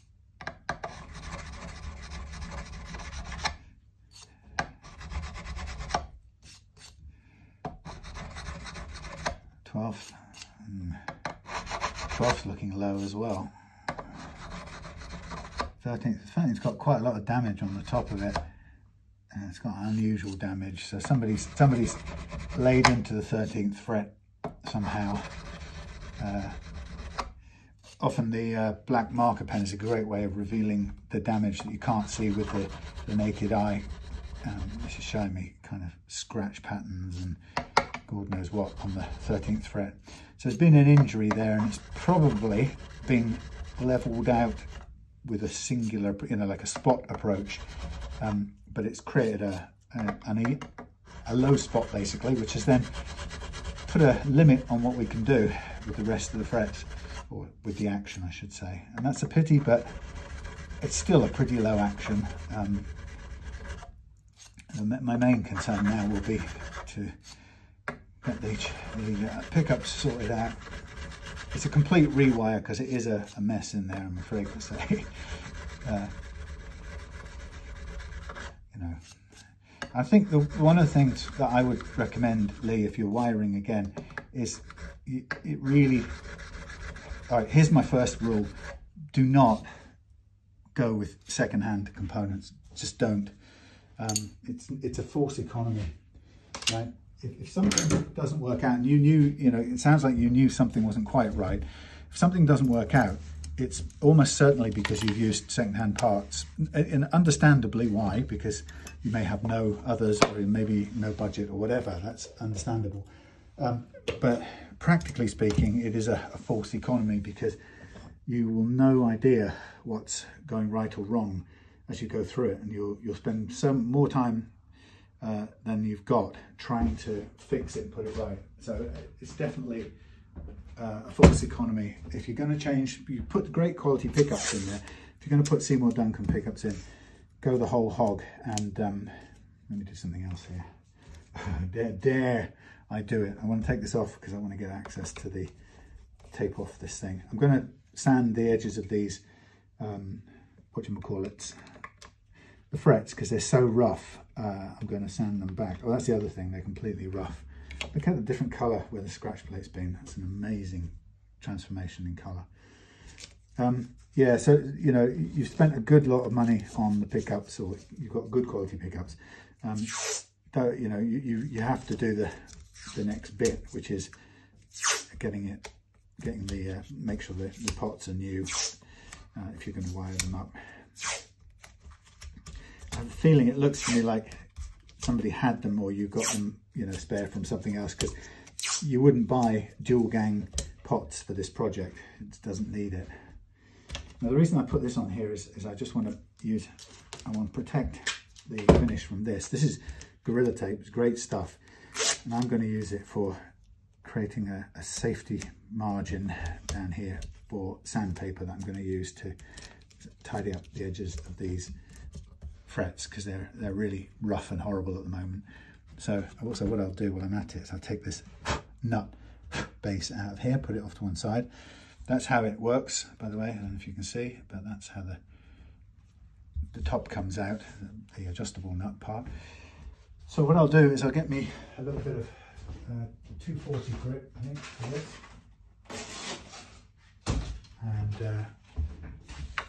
And what's the time looking like? Oh crap, I'm gonna have to go soon, I think. So it's not a bad break time. I'll do another coat of paint. Yes. Who's calling me? Nobody. Right, so what I'm gonna do just for this bit is I'm going to run down here with some 240 grit, and the aim is purely to get rid of the horrible scratches that were on the edge of these frets, as much as I can anyway, because they were pretty ugly looking and rough looking. So my first thing is just to clean these edges up.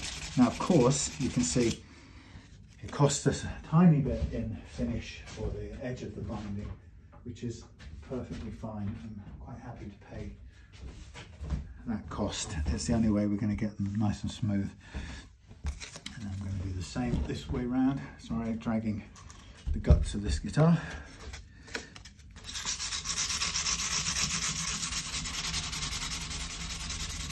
And I'm just using the pad of my finger to feel my way onto the edges of these frets to get the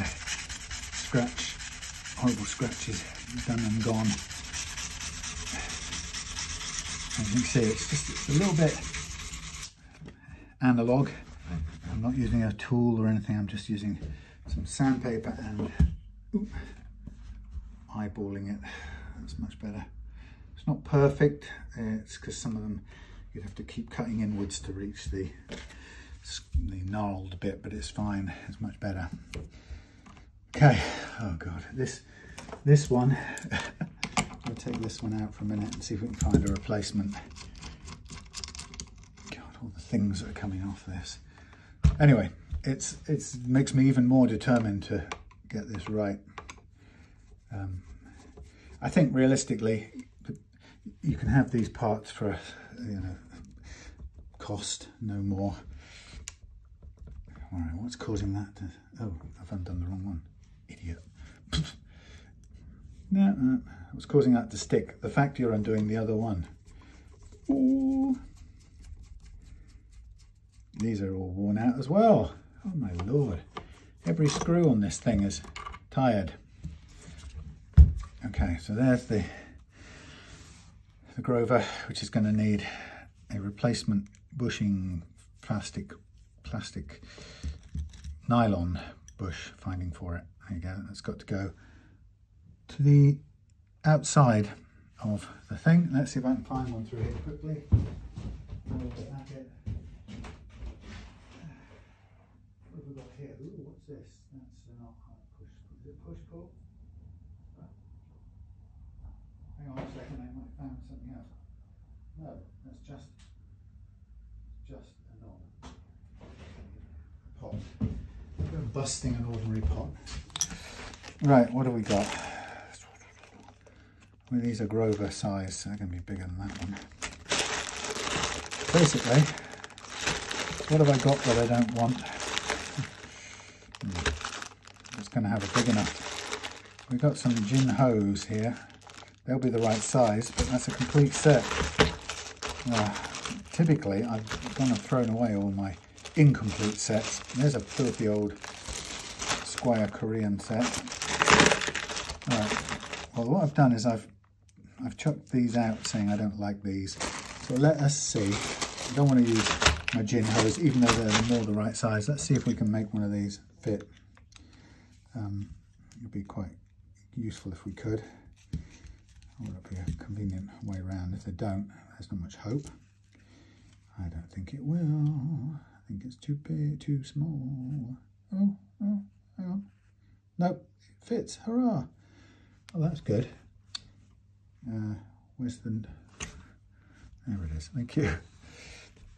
Make sure I got everything, the right bits. Okay, yes, that will do. You know, that's a good go. Hurrah! Oh, look at that. Is that actually going up? Yeah. Hurrah! Replaced. Thank God for that. Right, so here's the thing, right? Now I've taken that out. I can chuck that in there because I don't care about that right now. Now we've got a situation where I've got one tuner off and all the others on, and actually the headstock's filthy. So you know what I'm going to do while I'm at it? Let's get all the tuners off and we'll clean the headstock while we can. It's that old thing of, oh, thank you, do what you can while you can.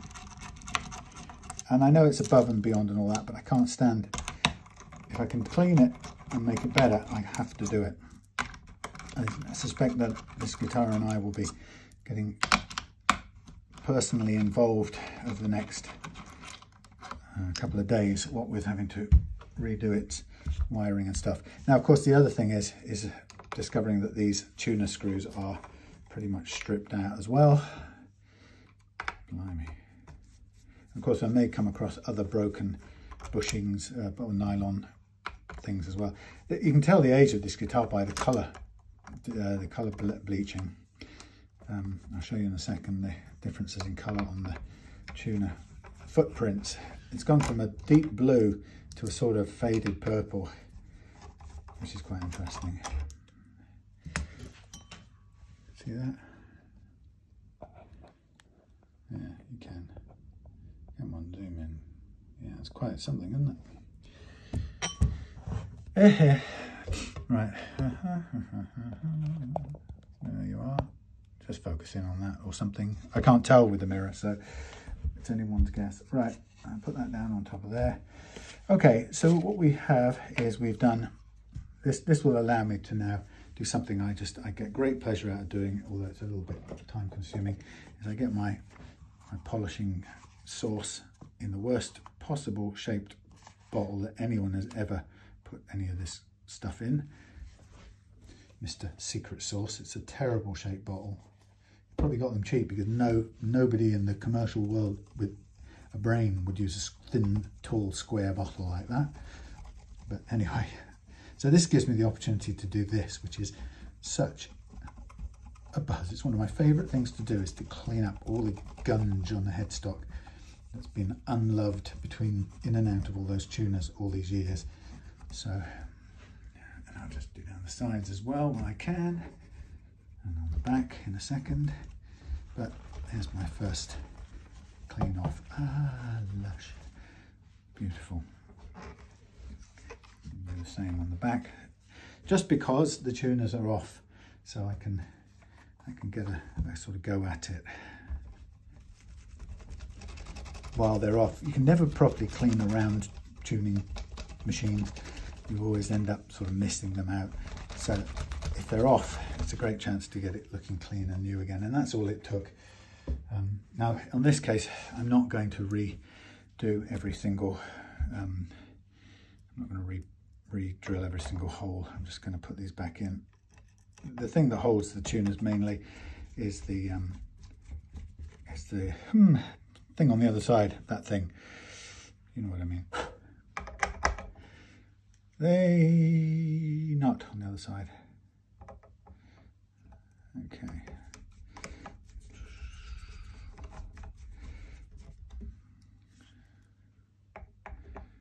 Which will, thank you. We'll do up again in a minute. Right, so after this, I've done the recrowning. The next stage will be off camera anyway, to sand out all of the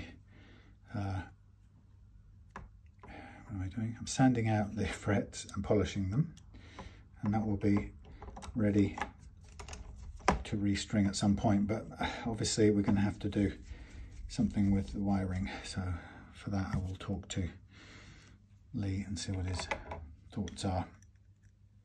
But definitely wasn't right. And you know, I think for, excuse me, that's my stomach rumbling.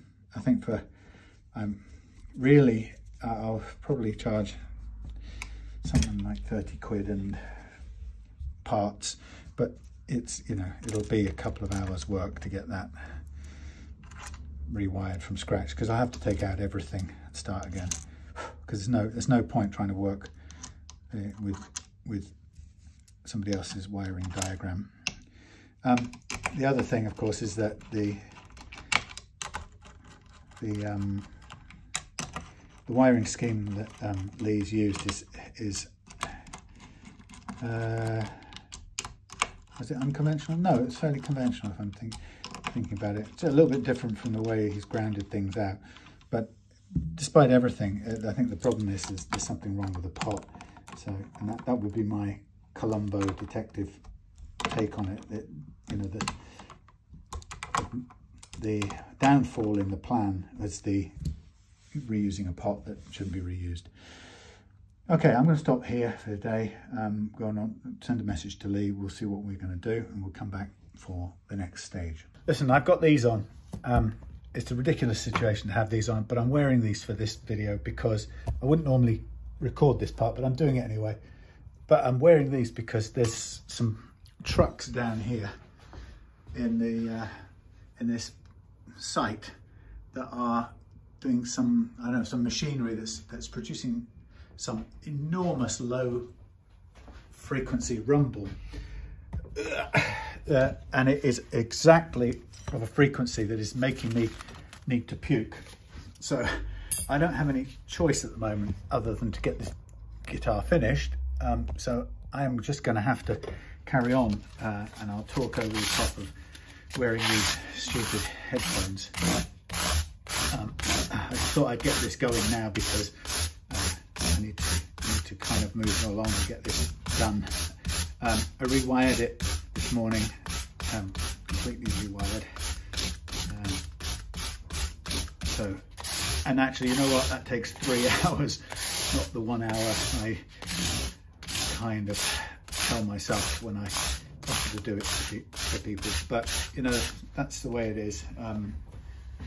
Yeah, it's anyone who's done it and isn't somebody, or if you're not someone who does it all the time, every day, it's a slow process. Certainly is for me. Anyway, it's done. So I'm just now going over the top of the frets with 400 grit. Sorry, I'm not going to throw up. It's probably not going to play. They're not going to do it now for the longest while. But I can't risk it. You know, when you're remember when you were a kid and you were in your parents' car and one of them would open one window up front, a tiny crack. Remember that? And it would set up a kind of sound. With air sort of banging its way in through the open window, but the air would be sort of pushing against, drumming and banging against air inside the car, and building up the pressure in some sort of way, so there was no other air, there's no other place for the air to go out, so it's building up pressure and it's buffeting it, probably because of the aerodynamics of the car or whatever. The only way, if anyone does that, I'm in a car now, I absolutely have to open another window urgently, because you get that, very quickly get that sickness build up. So that was what was going on here, which is sort of one of the reasons why I do most of my work pretty hard in the evening. Also in part because the site here has a number of large machines that do things like compacting stuff, putting up stuff, so it's very often a bit noisier in the day, so evening is perfect for not having to pull over machinery. Oh god, I feel absolutely, I feel sick, like seasick. And you get that pain in your guts as well. Horrible. And using headphones on for a while.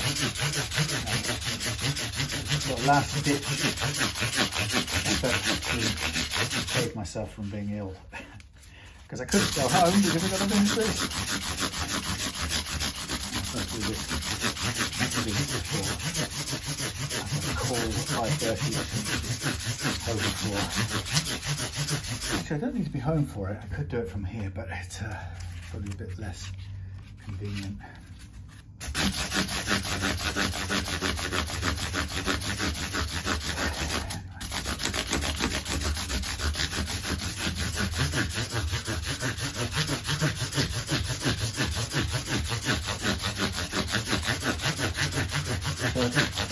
Sanding out process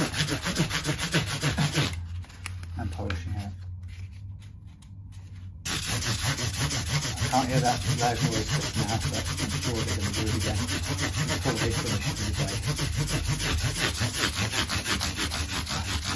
Horrible. Horrible. Okay, I'm down on 1,000 grits, second 1,000 grits. 1,500 and then on to the micro mesh.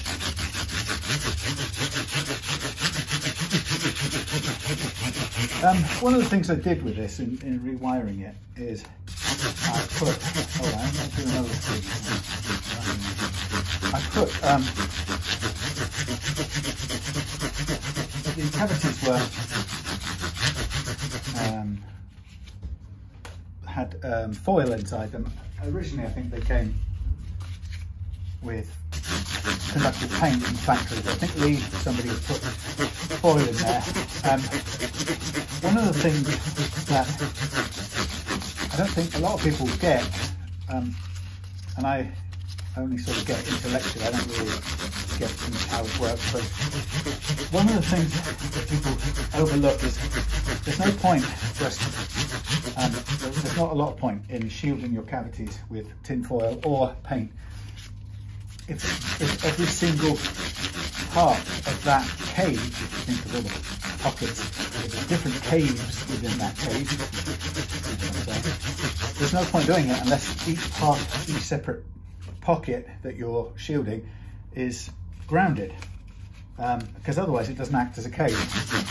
And you regularly take apart ornately tin foil guitars, and you look through a guitar like this where the pockets are all separate from each other. In fact, there's 4 separate pockets. One under here, 2, 3, 4, and all of them are shielded with tape or foil, but none of them are connected to ground. So what I've done is I put an earth point in all of them to make sure that they're grounded for them to do any good. Now, what also I haven't done on this guitar, which I'll do, is the inside of, let's do it again a little bit. The inside of the covers are plastic. So again, it's incomplete if you do the cavity, but then the cover is just plastic with no shielding on it. It doesn't complete the cage really.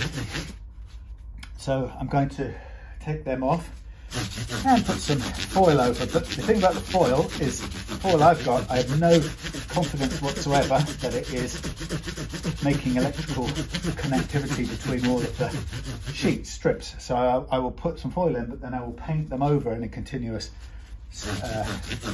effectively wire them all up together and ground them with some paint. It's a bit, you could do the whole thing with just the conductive paint, which I've done before, but it's a little bit messy looking, but it's effective. In fact, probably a good thing to do rather than do the foil, because the foil, you're making it look tidier in a way, but you're pushing it for connectivity. Like I said, if you don't get that electrical connectivity, continuity, then it's a bit pointless. It just looks like you've done the work.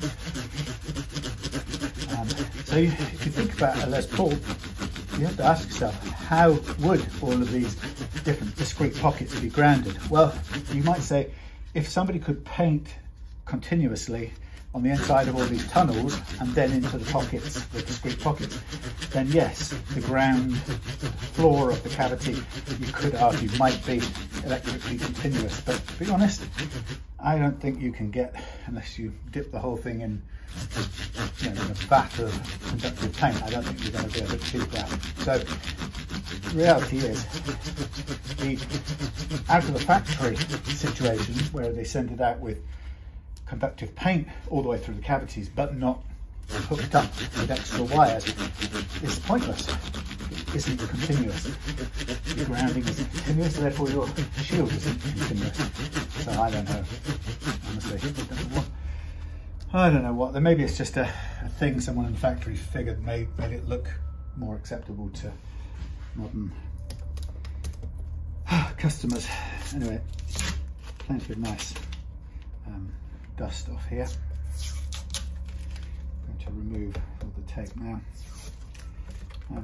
This has been quite heavily taped up all over because I taped it up at the back to protect the top from the wiring process, or sort of the rewiring.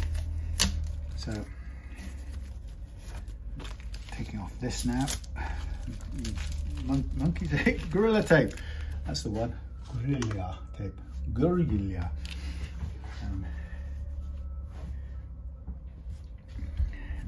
take this off, give it a clean over, and then we'll do the cavities, and we're nearly done. Oh yeah, we've got to string it. I'm going to go with 10s, which is what was on there before. Boringly slow this. So this is why I don't normally film this, because it's just fiddly, messy. And it's not a pleasant process, but necessary. So I've rewired with standard push-pull pots. In other words, they don't have dual gang functionality, they're just single, because they weren't doing anything other than splitting the coils, so that was the important thing.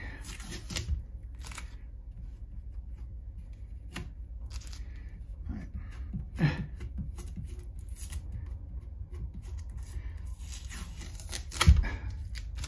There we are. Down there. Okay, all the mucky stuff. Let's get the cleaner naphtha.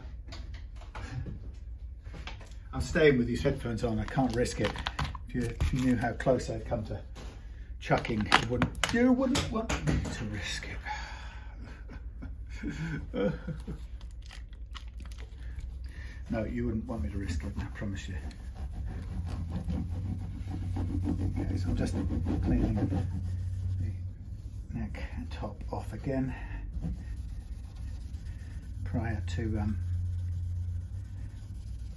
we'll put some fresh oil on here a little bit later.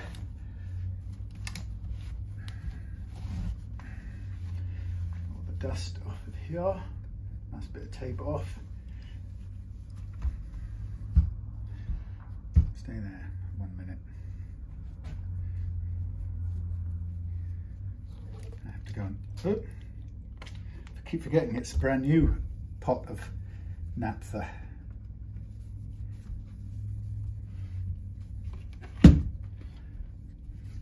The plate, jack plate on this is old and it's a bit splitting as well, so I didn't have another one to replace it with, so I've left it as is. It's still working, it's just kind of getting past its sell by date. Let's see if I can find the top for this. Okay, so I don't know how the view is going to be at this point. I'm just hoping you can see something because I'm in a bit of a hurry. All of these now have got new screws holding them together, which is good. So what I'll show you is, I think it may even make sense to do these with paint. And the reason why is that we can do the shelf of that because there's no foil coming up to make a contact. So if we don't do it with paint, then there won't be an electrical contact anyway. It's just pointless really. So we'll do it with paint, which means I might have to actually I have to dry it with the hair dryer, otherwise it sort of take a bit too long. It's pretty good at, see look, just plastic. So to make this work, let's do a couple of things. Let's get a brush, let's get the stuff, let's get a piece of tape. Just bear with me, I actually won't be too long. Get a brush from hot water.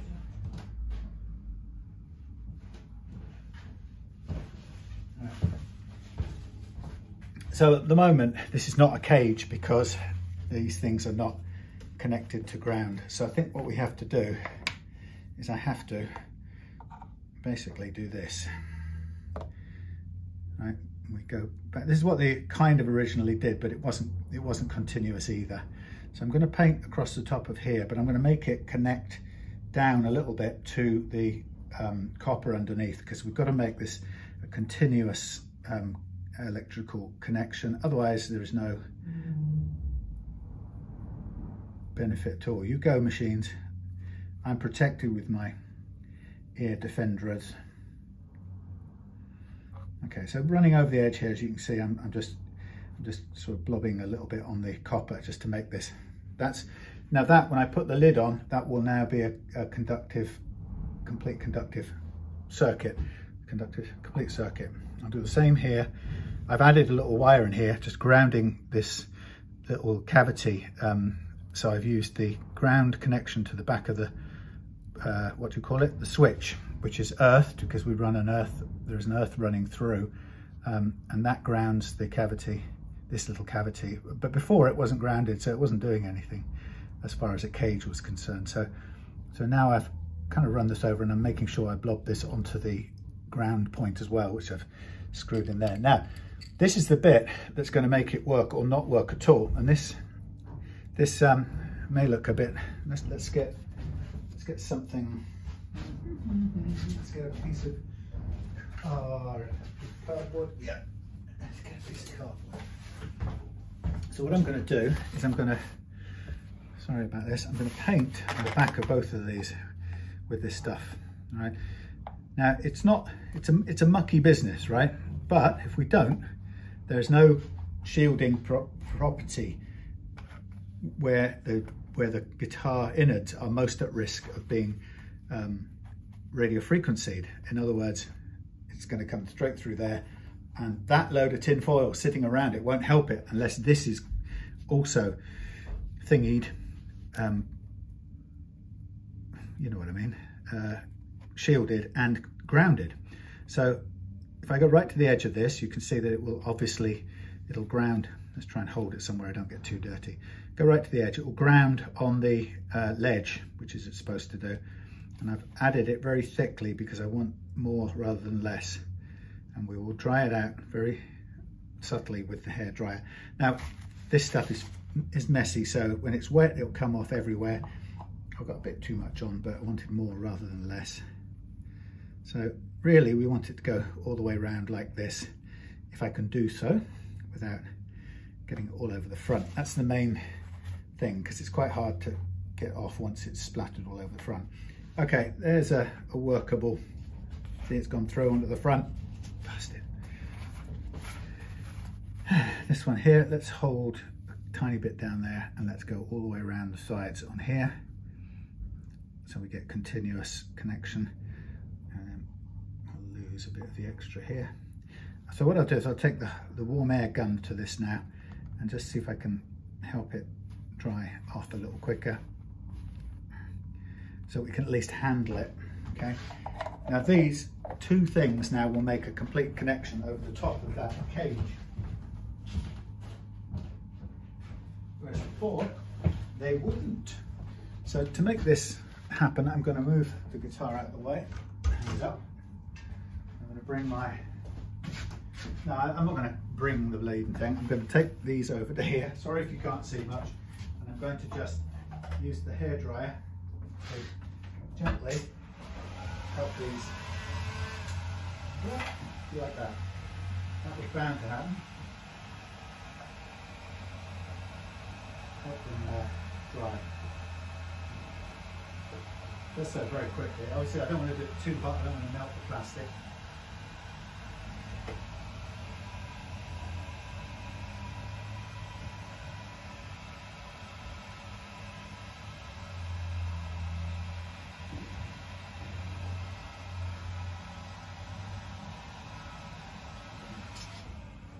Now, really, that's all I need to do for now. Let's put these back here. You can see they're still a little bit wet underneath, but that's fine. What I'm going to do is I'm going to put them back in and screw them shut. And it's actually slightly better that a little bit of damp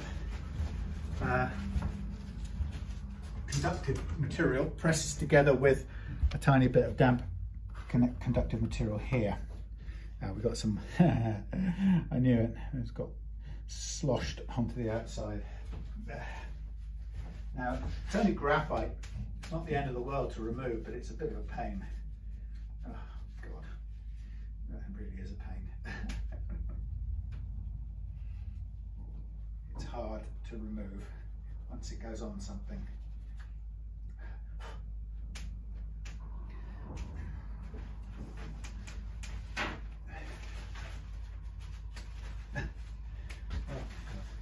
It is one of the hardest things to handle, I've got to say. What I might do is that's the problem now. If I put this in, I've got to try and clear this material off. It's such an absolute pain. What do we got right now? 1000 grit.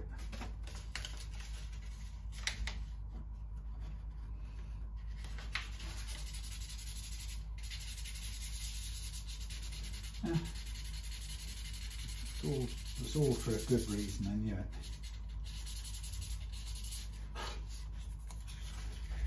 Get there eventually.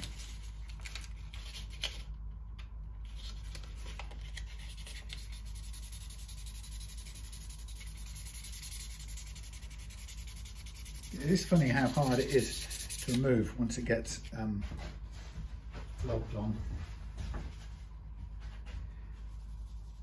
And yet it's such effective stuff. I think what I'll do is I'll stick it on here, and I think I'll worry about the cleaning that bit afterwards, just so it's out of harm's way. So putting this down on there will give it a nice connection and create the shield.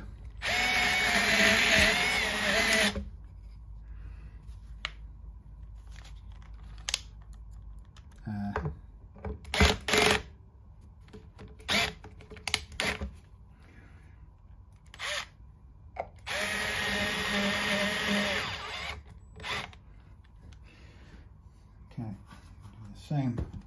Oh no, it's gone through the holes. I might have known.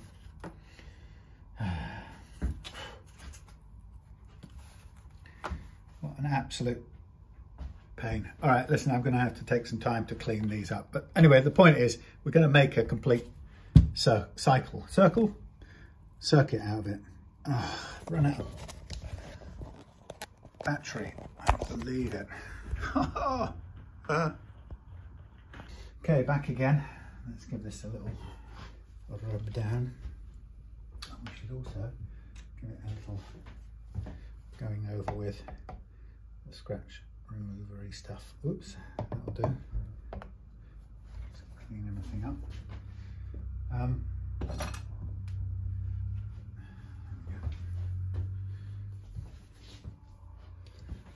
Spread it out a bit. Fiddly, time consuming, but we'll finally get there. Right, so just a little final polish, really, I like to do with this scratch remover stuff. My replacement to what it used to be called Intonation was pretty expensive. This is cheaper. I think it's UK made or sourced, whereas Intonation was supplied from the US, so it was pretty expensive. But it's great stuff for a sort of last final all over polish. It's not, some people, I guess it has some very, very high grit abrasive thing, you know, like otherwise it wouldn't work, but it's very, very fine, and it's way better than anything like people said, oh, is it like T-cut, and can you use T-cut on guitars? This is way finer than T-cut. I tried T-cut once for a kind of just for an experiment ages ago, and it was awful. It seemed to just completely dull the hell out of the finish I tried it on anyway. It could have been me, just bad luck, but it really didn't work for me. So just giving this a sort of quick once over to get the sort of watermarks and things that you find build up over the years off the. It works on the plastics as well if you got a little bit of grime on there, and then you want to take the bulk of it off. So then once I've done this, I can put the scratch plate back on. So take the bulk off with this cloth, and then we'll go over with a clean cloth as well.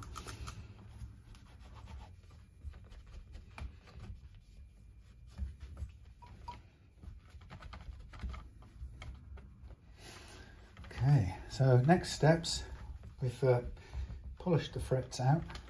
Now it's time to do a little bit of oil on the fingerboard, and then time to string up and to stretch the strings and set the intonation, which are the sort of last parts of things. I think the intonation, I can't remember, we needed to move it a little bit, didn't we? But we'll see in a minute. Okay, so that's good. Now we get the clean rag and let's give it a polish out over the top of that.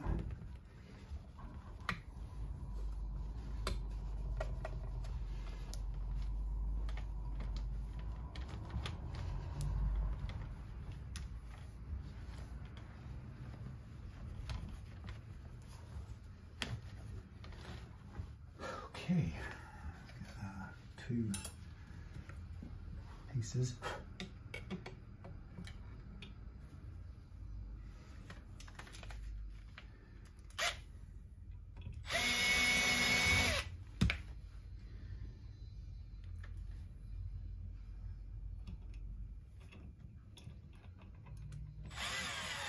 There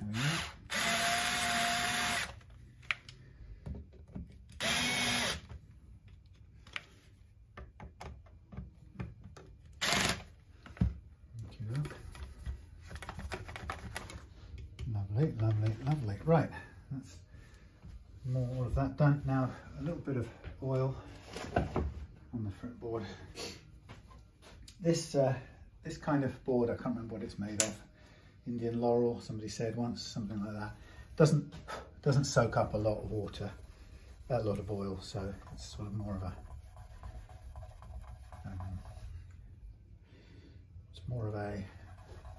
it needs a little oil, but it won't make it look that much different, and it'll be, as good old Scott Grove once said, it'll be more than enough that you play it and put your own finger oil into it. That's the sort of the best way to keep them oiled. Okay, so here we have the nut ready to go back on. I'm going to put the truss rod adjuster back on. We should be all good there, position.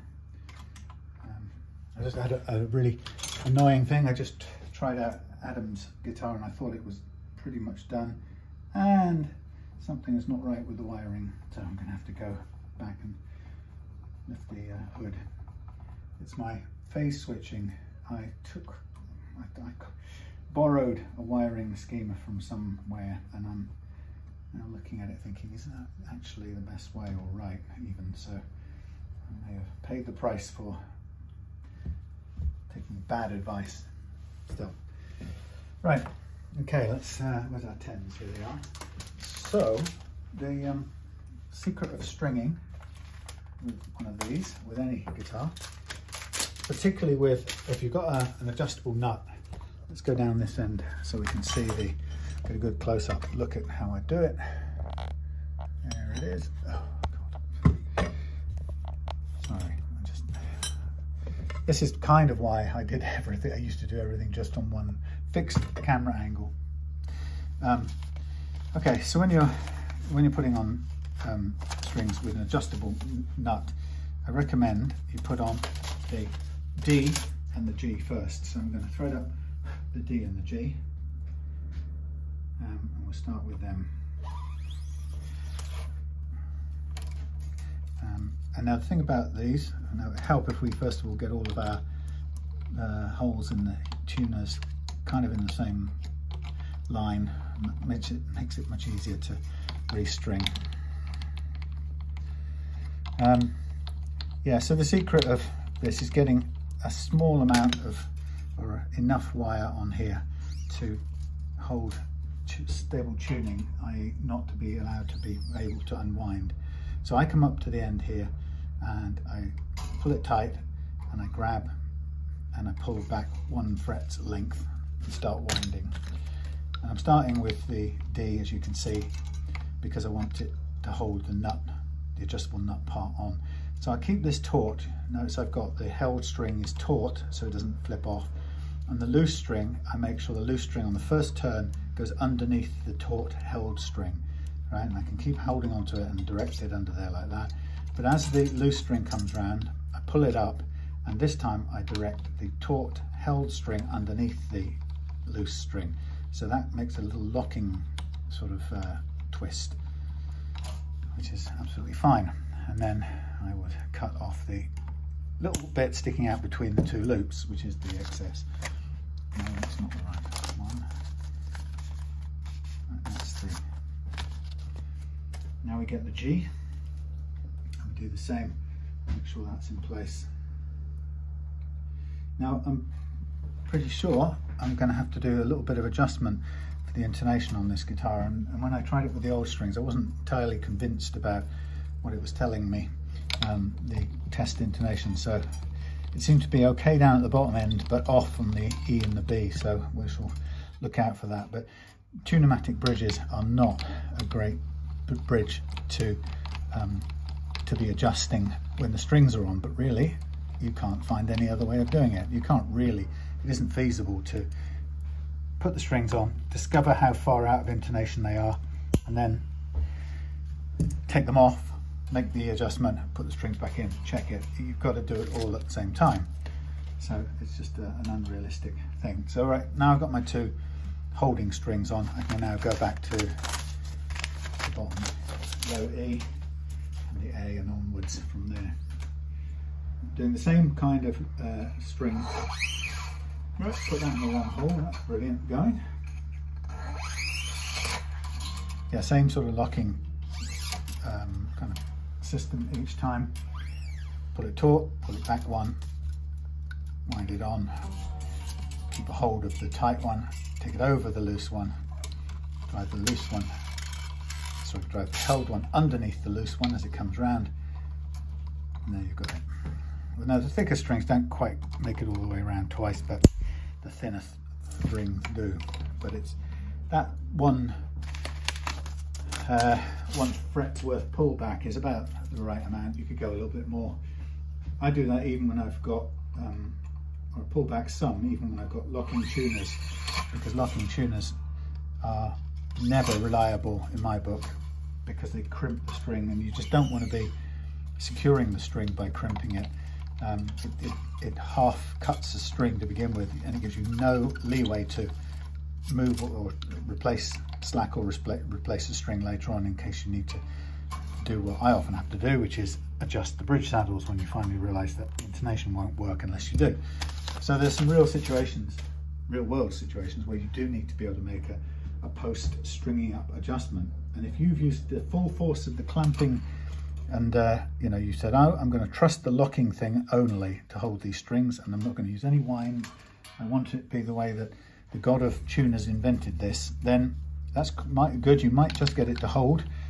You'll have crimped the string and weakened it massively, and then the minute you try and make an adjustment or even undo it to slack it off to do anything, it'll probably just break on you, and it will certainly break if you pull it through again and crimp a second time on the same spot. It'll guarantee break. So I don't like that. It's cost me far too many strings. May not be the case for a player instead of a setter upper. I mean, I may have a special case because I'm doing it so often and I have to make adjustments, but I wouldn't put myself so much at risk of it breaking. And that comes back to the thing that I think a blunt force pinching action as a way of holding a string in place, I think is a pretty naff mechanism. I think it's pretty naff when it works on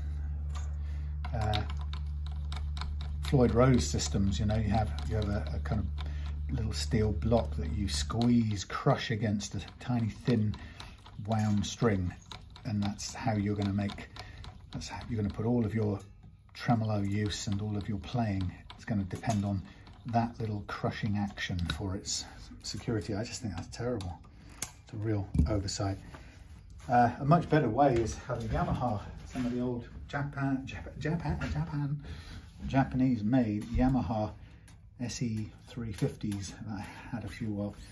They designed their tremolo brilliantly. So they said, okay, what have we got at one end? Okay, we've got a ball-ended string. Why don't we use the ball as an anchor point at the bridge, And why don't we wind on the bare string, the loose string, onto a tuner, which is kind of what it was made for. And then you make the adjustments, you know, the small adjustments down at the end. That was a very sensible device. So there's no brute force trying to hold the strings at the bridge end, like there is on modern systems.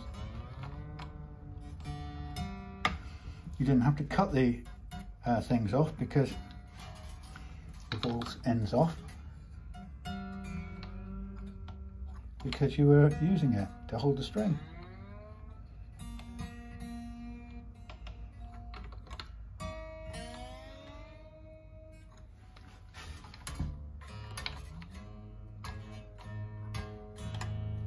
So it made a hell of a lot of sense.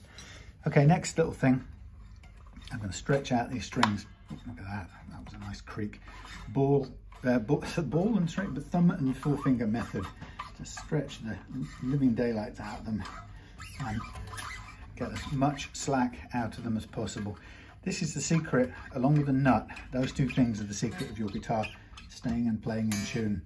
And in this setup, I've done the most you can do for both parts of the tuning stability equation.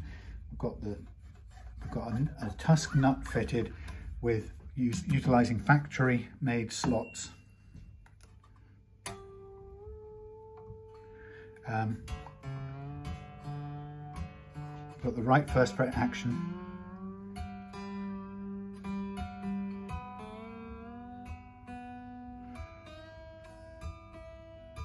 And we're stretching out as much slack out of the strings as is possible.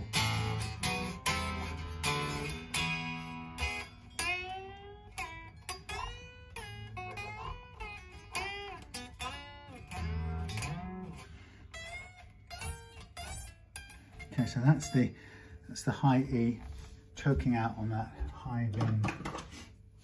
Let's just recheck, because these will have moved quite a bit during various handlings. So I need to find a screwdriver to adjust it, and we'll set it back where it'll actually work. So we've got about 1.1 millimeters there. We've got about a whole tone out of that E string.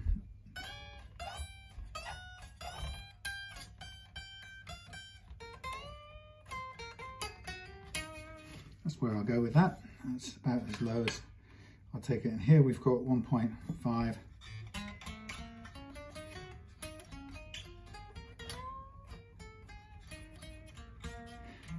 Now 13th fret is a danger wherever we're playing. So I've kind of set it above, just above that low frets problems, so that you can get a good bend out of the B and E strings from that 13th fret,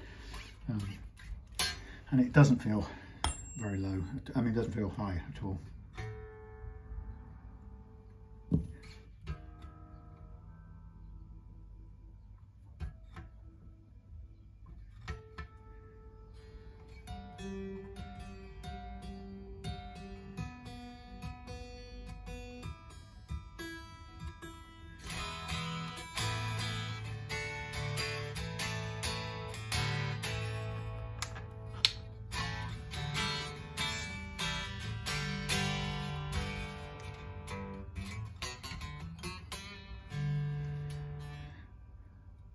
Flat neck.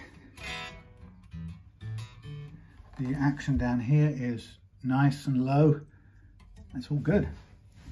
All right, there we have it. I'm going to stop now because I'm short on time, having taken quite a detour on this one. But thank you for watching. Sorry I didn't show you the electronics part. It would have been 3 hours of me muttering, and instead, I hope you don't forgive me, I spent 3 hours listening to the old comedy shows on the radio while I did it. You have to do that sometimes to keep your sanity, otherwise you can, oh, I forgot to check the intonation. You can end up making mistakes. So didn't want to do that. I wanted to get it right. So let's just check the intonation and just make any small adjustments that you have to do. And there's the screwdriver still ready.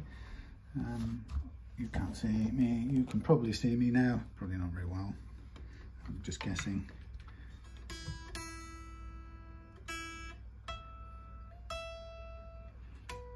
Right, it's still sharp on the E.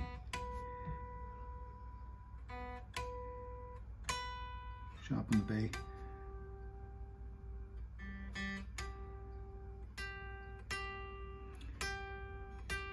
Okay on the G. Okay on the D.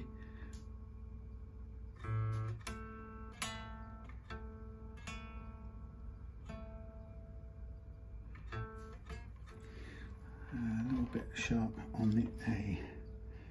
Okay, let's push this one back, if it will even obey my will. Backwards, backwards and backwards. Dumb and dumber.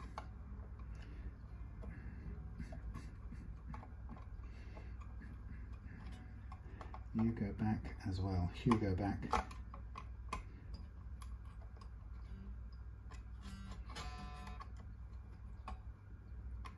Okay. Let's have another quick look.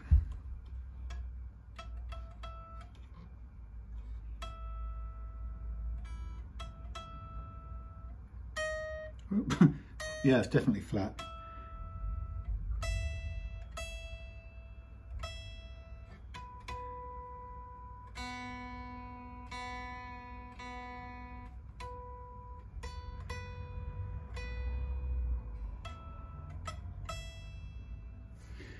Very close. I think E could go back a tiny bit, but that's it.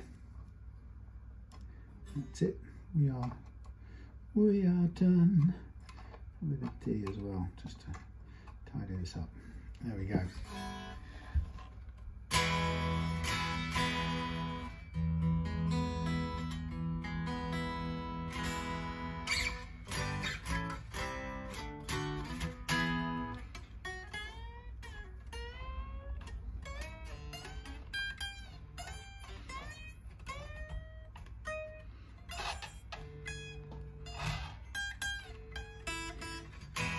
I can't do it with my soft fingers, but that's nearly a tone and a half that I can bend to. So that's spot on the action I want. It is a 1/10 of a millimetre higher than my target, which is nothing to be ashamed of in my book. I'm just going to give the back of this a little cream polish, and then I'll be out here because my time is running out. Always do the same thing. Glurg too much on it. A bit on the back there for good measure. Right.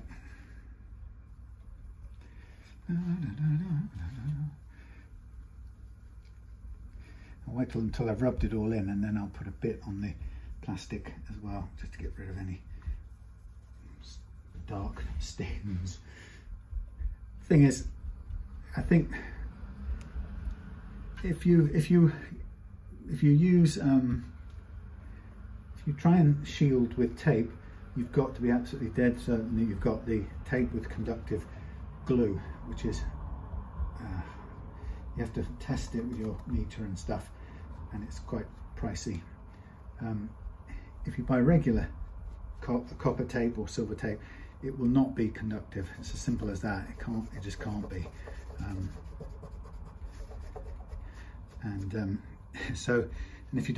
If it isn't conductive, then you're wasting your time. So that's why I prefer to go with,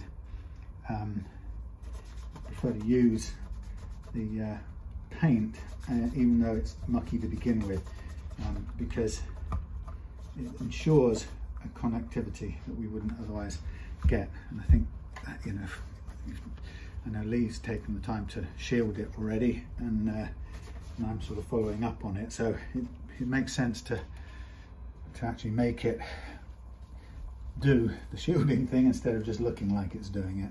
That's my take on it.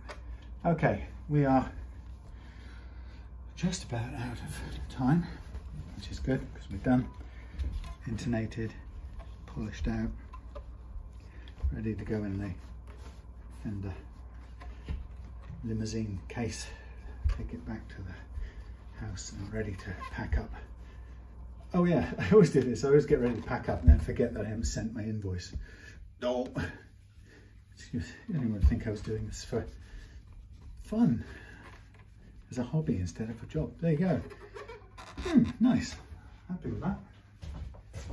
Finally. Right. Put that there for a minute. Okay, I'm going to hang up, go away, check my clock. Oh God, I've got 15 minutes to get back. Right, see you later.